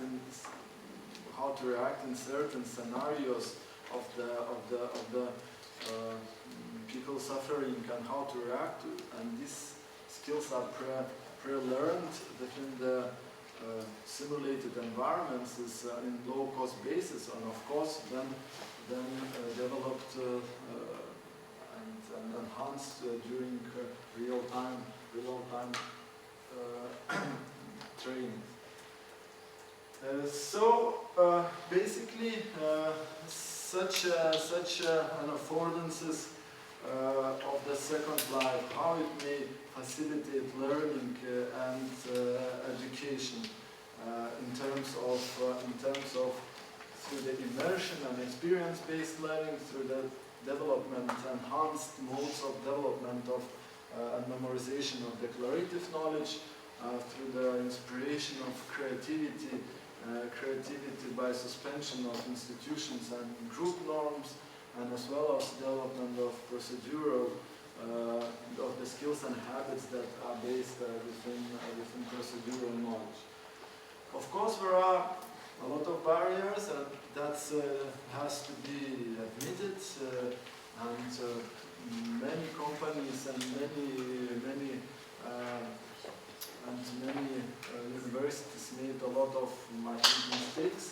In the booming period of such a virtual environment, the companies used to build huge malls for shopping, which is empty and disbanded. The universities used to build campuses, which doesn't make much sense because we can meet in the campus as well, and you don't have to enter the environment and so on. The technical barriers are quite serious. It's not so, if you are unfamiliar with the environment, you have to develop some time, to devote a certain time to develop your behavioral skills, and you can't just say this is your avatar for student, join, and you can participate in some video conference or simulate. The student has to devote certain time for such things, for learning things. So these are something, it's always not working. The microphone, something that disturbs you within the environment. it's a time related. You have to pre-teach the students which may use the environment. That is costly, and that may be costly in terms of hours, and you of course are out of subject during this pre-teaching. Security related issues, we have to be very straight and inform of age play things that are very common within the environment, and other things are important as well, as absence of fixed identities that we cannot commit, which influence the low commitment, because you sometimes don't want to commit if the person may change himself or herself very after the communication with you and so on. Anyway, in short, I think that certain elements mentioned in this presentation is important and may facilitate learning within virtual environments, and at this moment Second Life is the most mature environment, despite as I said, it doesn't get its promise fully, which thought it was. Thank you.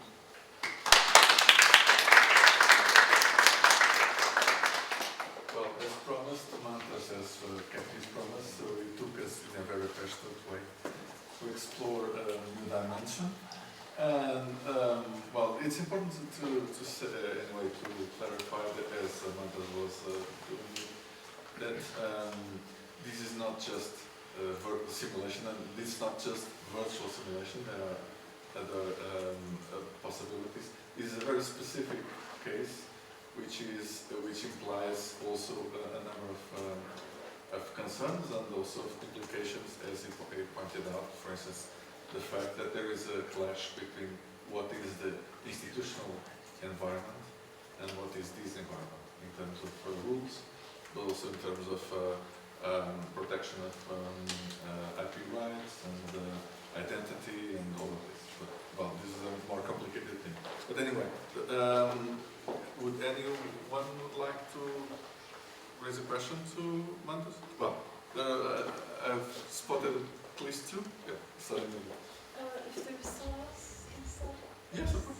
Okay. Which, like specifically which Can you programs? speak a little bit louder, please? Yeah, sure. Specifically which programs for Second Life? It's a viewer, Second Life viewer. You just install it. You create an avatar.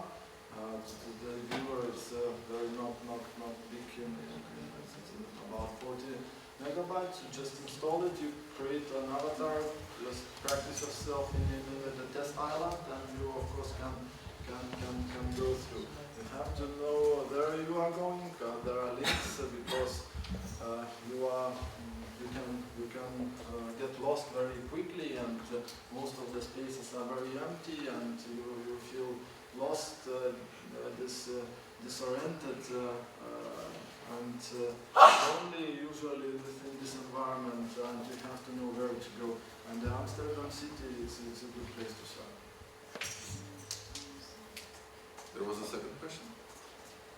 No? Well, my mistake. Oh, yes. It's a very specific question, and I think it's very interesting too, but it's still developing.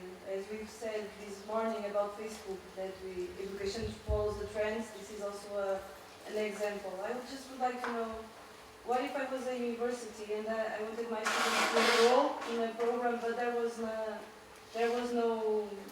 wanted to do something different, a new experience. What do I have to hire a company to do my program, what I want to do? Yeah. Mostly you better hire a company, the designers, graphical designers, who will help you to do all the stuff. The budgets are not huge. You can start with, I think, about 10,000 euros and do quite much designing. But of course, you have to know what to do. 10,000 euros for the budget of the class is quite big money for university and so on. But as I said, most universities previously took a step into the environment because we of course wanted to be associated with the progress, to be in the very front of the progress, and that was in 2017.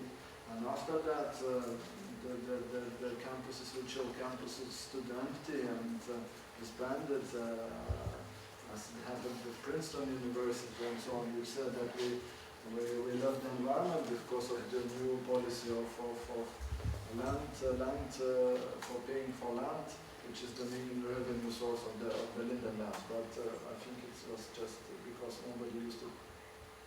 Yes, because that's an important aspect that you just important point. These implies costs, so and they're not so cheap in a sense.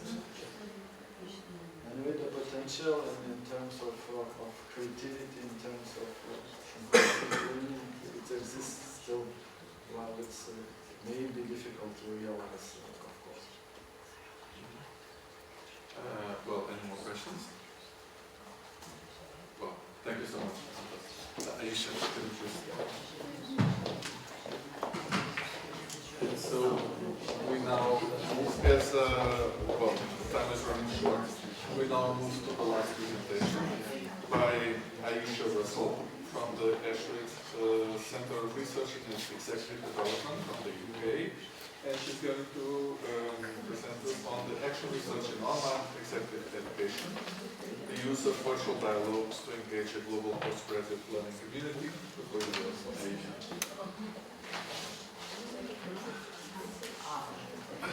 You can start whenever you want. Hello, good afternoon everybody. Last session, I feel like I need to keep everyone awake. I'll do my best. So I work at Ashridge Business School. It's about 30 miles from London and work in the Centre for Executive Development. I work as a researcher, so my job is to do research into how executives learn and how to get them to learn better, basically learn more quickly and learn more effectively. So this project, this is the first stage of a project that we're working on. We have no answers at all, but we have questions and we're willing to give it a go, we're willing to learn, we're willing to make those mistakes that help us to learn and help other parts of the business to learn as well. So this is the part of the journey that we've started in what I'm going to share with you. So the first bit is action research. That's the key, that's why this is the paper that I'm presenting, this is the key element of what I'm presenting. And this is a particular cycle of inquiry that is used. It's a very subjective cycle of inquiry, so it's different to the traditional positivist way of viewing research and looking for a truth that's out there and thinking that there's one truth and you can find it. The difference with action research is that it's very subjective and it allows for people to have their own perspective and for that to be valid. The good thing here is what we wanted to do is we wanted to create a project that was democratic and that was truly collaborative. And for it to be truly collaborative, you have to leverage the power differentials that normally exist within executive education, where you have members of faculty who are extremely learned, and then you have students, executive students, who are learning from those that they're paying a lot of money to get this executive development. So we wanted something that would be collaborative as well as democratic and a leveraged balance between the two. So what we have generally, we've got work-based online learning. So that's where people's assignments are based in their work environment. We've got totally virtual programs, such as virtual Ashridge. We've got the MBAs, which are in a hybrid space, and we've got a typical masters, which is face-to-face. This research is centered on the masters, Ashridge Masters of Sustainability. That is a traditional face-to-face masters. And the way it came about, the director is interested in making an online program.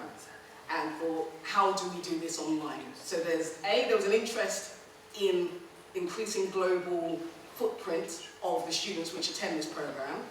It's on sustainability, so if we're going to practice what we preach, the idea is not to get everybody to travel from New Zealand, from Qatar, wherever, to go and sit in Hertfordshire for a year. And so these are the two kind of levers in the upscaling and thought, okay, how do we do this? Now the real problem and the challenging opportunity with this program is a lot of the way that Ashridge does executive education is very much based on the interpersonal. It's very much based on reflection. Action research-based programs are based on cooperative inquiry. And this way that is something that is very easy to do face-to-face, but the question is, what does it look like online? Then can we do it online? So that's what led this through. So the questions: how do we create a vibrant and dialogic online learning space? Supporting the community, global community, and how to make action learning, action research online work. So what we did is we've got a group of people who've been on the program at some point in the last 10 years. We sent the call out to them. They're already engaging online via emails, just solely emails. So the idea is, can we provide something for them that is better than what they already have? And then when we put the call out, there were 20 people that registered and said yes, they would like to take part in the first part of the study. So these are the people that were involved in engaging in the online space with us. So we went through 7 stages, and it was from, as you can see, from project inception, down to platform design, online hosting, dialogues, inquiry, all the way down to recommendations. Now, being that this was cooperative, we created the platform with the student, the postgrad students. So these were alumni members. They worked with us to build the space. So we started with what would be, basically, it was an empty front room. It was an empty space. This is no fancy text was used in this particular project. We used an enhanced WordPress site that we used coding to specify. And what we did is, as when people were engaging in the community, if they said, oh, I want to know who's posted, when I put a comment in, I need to know who's replied to my comment. Otherwise, so that I can know if I need to continue the conversation. Then we add in the element of you can subscribe to that. Then if I want to be able to upload photos, I want to be able to look at videos, then we added that in. So initially, the first stage, yes, we had the idea of the project. When it came to the build of the empty front room, that we worked together as a project team to do that. But then when it came to the actual hosting, there were continuing refinements which were going on while it was being hosted as well as the dialogue process. So that's best represented here in the cycle I showed you before of the different levels of inquiry, reflection, observing, and then feeding back recommendations. There are 3, the model includes 3 cycles. So you've got the project team, and we were working together to go through that cycle to find out what is it like for us in working in this way? What is it like for us to work online in this space and to not have the control that we would be used to having? Then you've got the postgraduate sustainability community, global community of practitioners. So they're in a space between traditional alumni and communities of practice. They're all practicing in sustainability arena, incredibly passionate about what they do, and they want a level of support and to be guided in some way so they continue with their progression. And then the whole research has gone through another cycle as well. So this is the first iteration of that cycle. So this is an example of what we set up here. So this is an example of the page that we had. It's called Ashridge Spaces, and then we had sustainability, and that's what we built and we created, set up, and then they would take part in it and put introductions, and we would lead some of the dialogue in that space as well. As I mentioned, we've got the team and multidisciplinary team, people more traditional researchers, action researchers, we had IT, so there's a lot of coordination from different parts of the business on working into what this would look like and how we would get it going.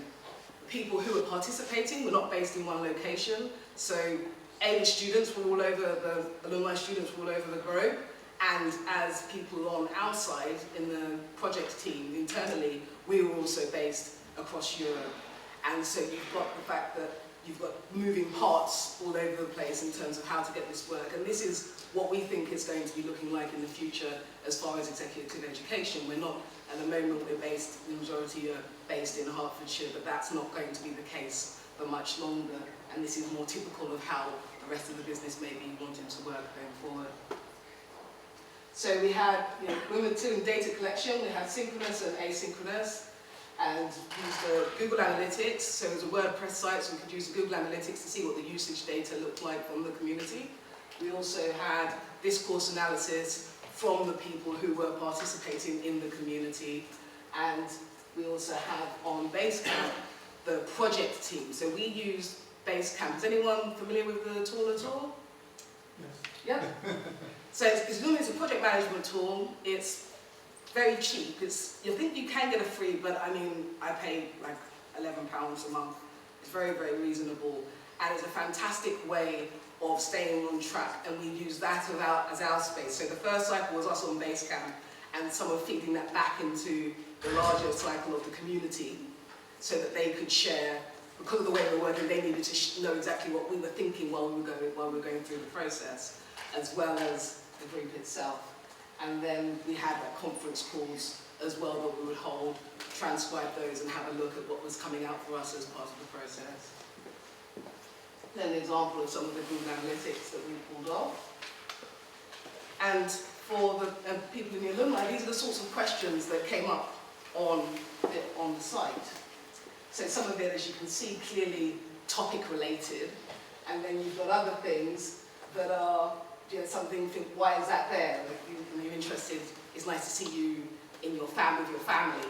Because as part of the introductions, we got people to upload photos of themselves where they're feeling comfortable and to build that rapport. Because this is the sort of thing that they would do if they were on a face-to-face program. So it's how can we create and foster that same level of intimacy that they would be used to in the face-to-face environment.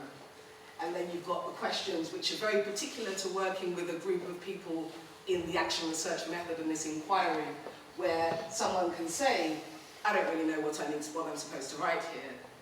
That's definitely something that would have come from not going through the inquiry method, where as part of the research we can have somebody who feels comfortable enough online to say, I don't know what I'm supposed to write here. I know I'm supposed to write something that I don't.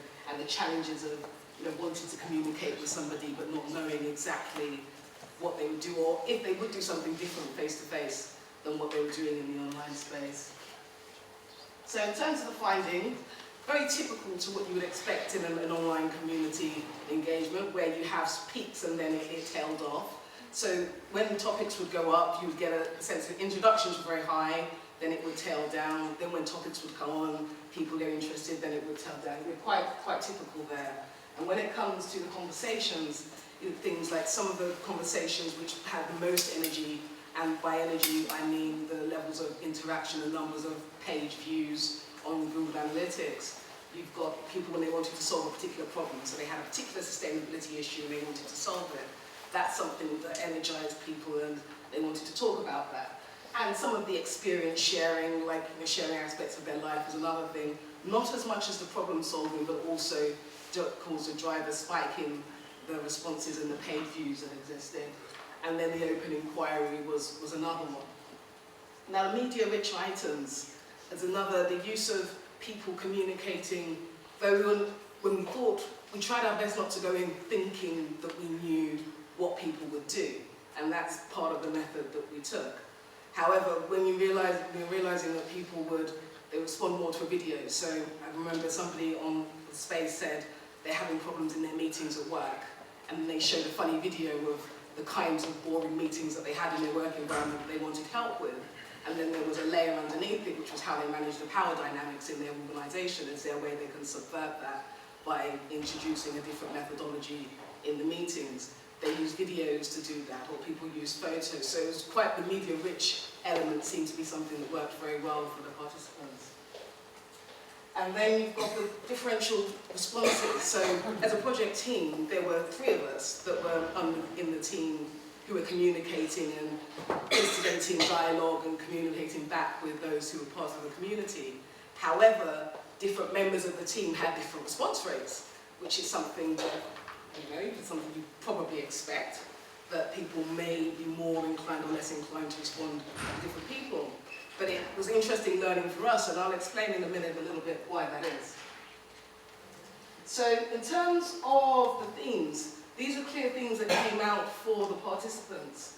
The challenges are developing trust. So they're on this online space. We want them to develop cooperative inquiry and first-person inquiry. This is the way that the program has been constructively aligned so that it meets the way they would be learning face-to-face and the way they learned on the program when they were face-to-face.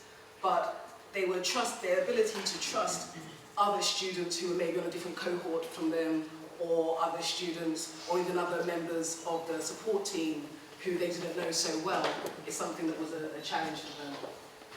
And then you've got traditional barriers, as you would expect, things like responsiveness, how quickly someone responds when they put up a post. That was something they were quite clear that was working for them and often wasn't working for them as well. And then things that enabled is actually having the inquiry skills. So the fact that this group of people were able to ask difficult questions and to even make themselves look silly online was something, and risk maybe looking silly online, is something that really enabled the project at the first stage to work well, because it enabled us to get the richness of data that we wouldn't get if we had used another method, like say if we had just used Google Analytics and used a survey, for instance. We wouldn't get people who were willing to say, I don't know what I should write here, or I want to know, is there a better way for me to empathise with a particular person and the example that they give. And then from the projects team, you will see that there are some similarities and there's some differences as well.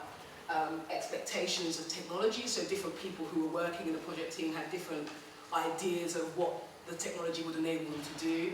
There were challenges of sometimes thinking that the technology should be able to do more than it could, and realising that there's more that we could do to meet the gap that exists. The levels of investment was a huge one in terms of a lot of members of the team didn't always appreciate how much investment is actually needed to see the community online. The level of investment is incredibly high. Once momentum is gained, it would be fine, but for a project that was online for 3 months, it took a lot of energy and a lot of time to get members of faculty to post. So when we're thinking about how we could upscale this and how it could contribute to the global business school having programs that are operating more in this way, it's the level of investment is something that was a real challenge for people. And then the enablers, like intrinsic motivation, everyone who was involved was passionate, wanted it to work, and wanted to make the mistakes so that they could learn and improve. So that helped as well. And then the use of multimedia to paint the picture. There's the same things that worked for the students, really. So in terms of the conclusions, very different to, I'd say contrary to a lot of what we've heard today in terms of people do things in the wild, in the outside space, and then it comes back into education. What we took from it is that we need to actually think about the learning first. So we're going to the constructive alignment, pedagogical focus, and to think, if we want people to learn in a particular way, what kind of online space do we need to create, rather than thinking about what technology we have and go the other way. And then knowing the audience is another one. The group of students were postgrads, so these were postgrad and they were alumni. The needs of that group is very different to what we would envisage they would be if they were at the beginning of their program. So we've got, like, as a next step, we're going to be looking at the same program, Masters in Sustainability, in January 2016, and thinking, what, based on what we've learned now, would be different.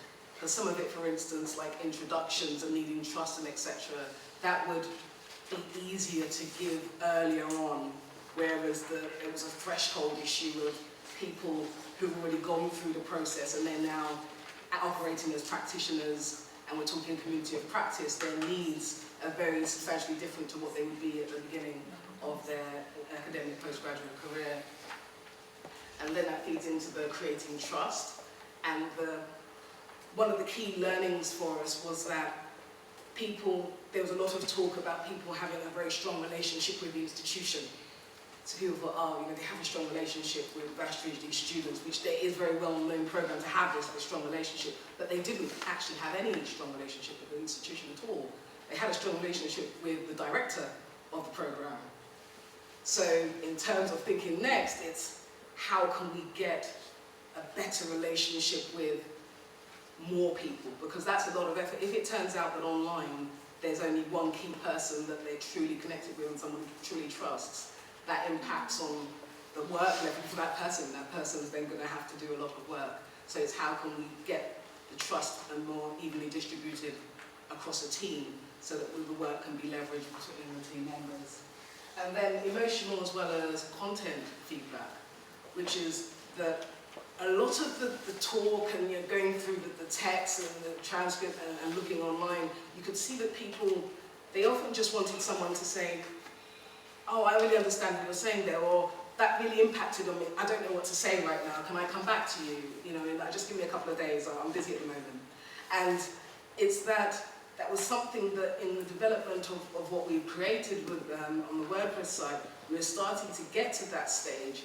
But it's that, is there a way of giving people those emotional cues that would be very easy in a face-to-face space, those things that creation of empathy that would exist in Second Life possibly, the emotional elements that in asynchronous communication was quite difficult to give and people felt was too little in some instances, but still wanted it and still missed it when it wasn't there. And then the key one from a faculty perspective is the resource and the reward. The level to do this at the next stage, there's a real issue of the hidden work that exists in creating this online space, and how do you reward work that's hidden, and how do you get people to do work that isn't rewarded and is hidden. Because for us to move this forward, and I mean there's a lot more projects and a lot of things going on, and things we're going to do more online work. How do people really understand the amount of effort that needs to go into making these things work, and make ways of including it in terms of how people are rewarded or remunerated, or that the time, an hour spent teaching in front of someone face to face is the same as 1 hour or probably 2 hours spent having to respond to people immediately, because that's what they need for the feedback, and that's what research shows as what they need to feel engaged and feel emotionally connected. Thank you very much.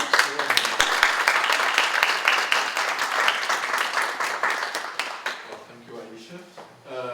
Starting by the fact that you were really compact, so it really ended in more or less the same time that we were planning.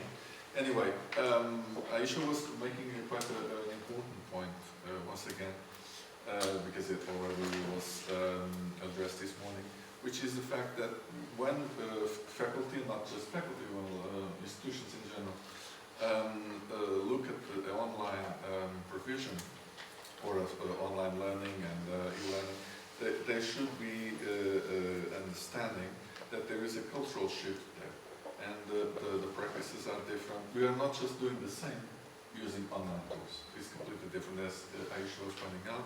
The management of time is different, the techniques that are used are different, and the pedagogy is different. And there's a lot of the institution themselves, or the organizations in this sense, have to adjust to this. And so it was really a very important point to come up at the end of this session. But anyway, we still have time, well, for a couple of questions, so please, Irina. First, I want to give appreciation that you presented your conclusions in this way that we feel very much that we would share with you. Because we've seen cases when technology comes first, when, for example, emotional involvement comes first, you know, in order to attract. And also sometimes another mistake is when target group comes first, but not learning, in fact. So this is appreciation. And in fact, the question is, when you identify these differences that we heard, and you show the triangle face-to-face, and the other two, I don't remember. And now, so now when you feed these results into your institutional strategy, into administration thoughts, so do you plan to change something? What is the differences between the three modes that you operate? The differences that exist, and thank you very much, is a good question. The differences that exist in terms of, so I'll take the middle one, which is we have an MBA that is two strands. One is predominantly, they're both blended, one leading with virtual, then with a bit of face-to-face, the other leading with face-to-face, then we've got the virtual as well. So the prongs of the triangle are still the same. However, the how to use it and how to use the learning and what needs to be thought about is what's changing. I would say an issue in the space, one of the largest is the faculty resourcing and how to actually get it work, and then the alignment as well. the constructive alignment between learning objectives and assessment methods. So for instance, if you've got a program that is one you want to develop interpersonal skills, how do you develop those interpersonal skills online, and how do you assess them in the same way that you're developing them? You know, what does that mean? What do you need to do? But do you have the freedom then to do it in 3 different modes? Yes.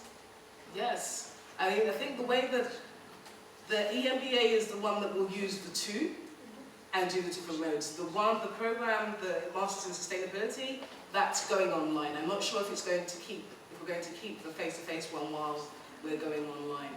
But what it is all doing is, what I feel is there's a swell of greater appreciation and greater respect for online education, because before people were thinking it's inferior, then it's, can you do the same thing but doing online? And now people are realizing actually it's something completely different, the benefits are completely different, the workload is completely different, and the opportunities are completely different. So it's all feeding into various strategy, meeting with directors as to this is what the research means, this is how I think that you could use it, this is what I think that you should be thinking about. So the programs will roughly stay the same, but it's what's in them. So it's the difference between having an e-learning module that's static and something like a podcast, and then you go away, to using synchronous dialogue, or maybe bringing in simulation as well, and deciding not just that you're bringing in a simulation, but why are you bringing in a simulation? What behavioural competency are you trying to achieve by bringing that in? So the boxes are still the same, but the thought is different. Does that answer your question? Any more questions? Just, well, one from me. Did you kind of develop some kind of specific integrated model for the online approach, some kind of pedagogical model, or is it codified or not? The one we've got here is a model that we're hoping to test with the January cohort of the same group. So we've got various hypotheses based on what's happened here in terms of thresholds, or when people, especially when it comes to what learners themselves are willing to invest in the online space, at what stage of their journey in the online space. So using those sorts of things to drill down, then make the hypotheses based on the research. So this was the first cycle, and then the second, we have to do something with the recommendations. We have to see if it works or not, and then go through again. Any more questions to Aisha? Thank you very much, Aisha. Tatiana, can you help me on this? So we are having the final session in 1 minute or so? Or No, we don't have plenary anymore. Oh, no? No. We're done. Actually, the other room finished before us because there was one person missing. Yeah. So they are finished. So we're finishing now? Yeah. So close here. Come on. You can close the session. I'm not closing it myself. You are the project manager. So, as we've came to the very close of not just the session, but the entire day, yes. I'll give the floor to the real possible, at least, the project manager of the UbiCamp. I'll just finish by a short word of thanks once again for the invitation. It was really a very nice experience. And thank you to you all for the participation, both the contributors, well, all of you were contributors. So the presenters, but also all the other colleagues who questioned or not, or just were listening and took these presentations as food for thought and for your own practices. So thank you very much from my part, and now... Well, I'm also going to say thank you again to all the contributors this afternoon, and to all participants for your patience, your attention, and your participation somehow in the event. That for us, for the UbiCamp partnership, has been a long way, but very interesting and fruitful project during 2 years and a half. So I hope that we can meet in some future event on virtual mobility, where we can share more progresses and innovations on this topic. So thanks a lot, Antonio, for your moderation today and your contributions to the conference this morning. So I hope you have a good trip back to Izmir, because I think that most of the people are going back now at 6. So thanks very much, have a nice trip, and see you very soon. Okay.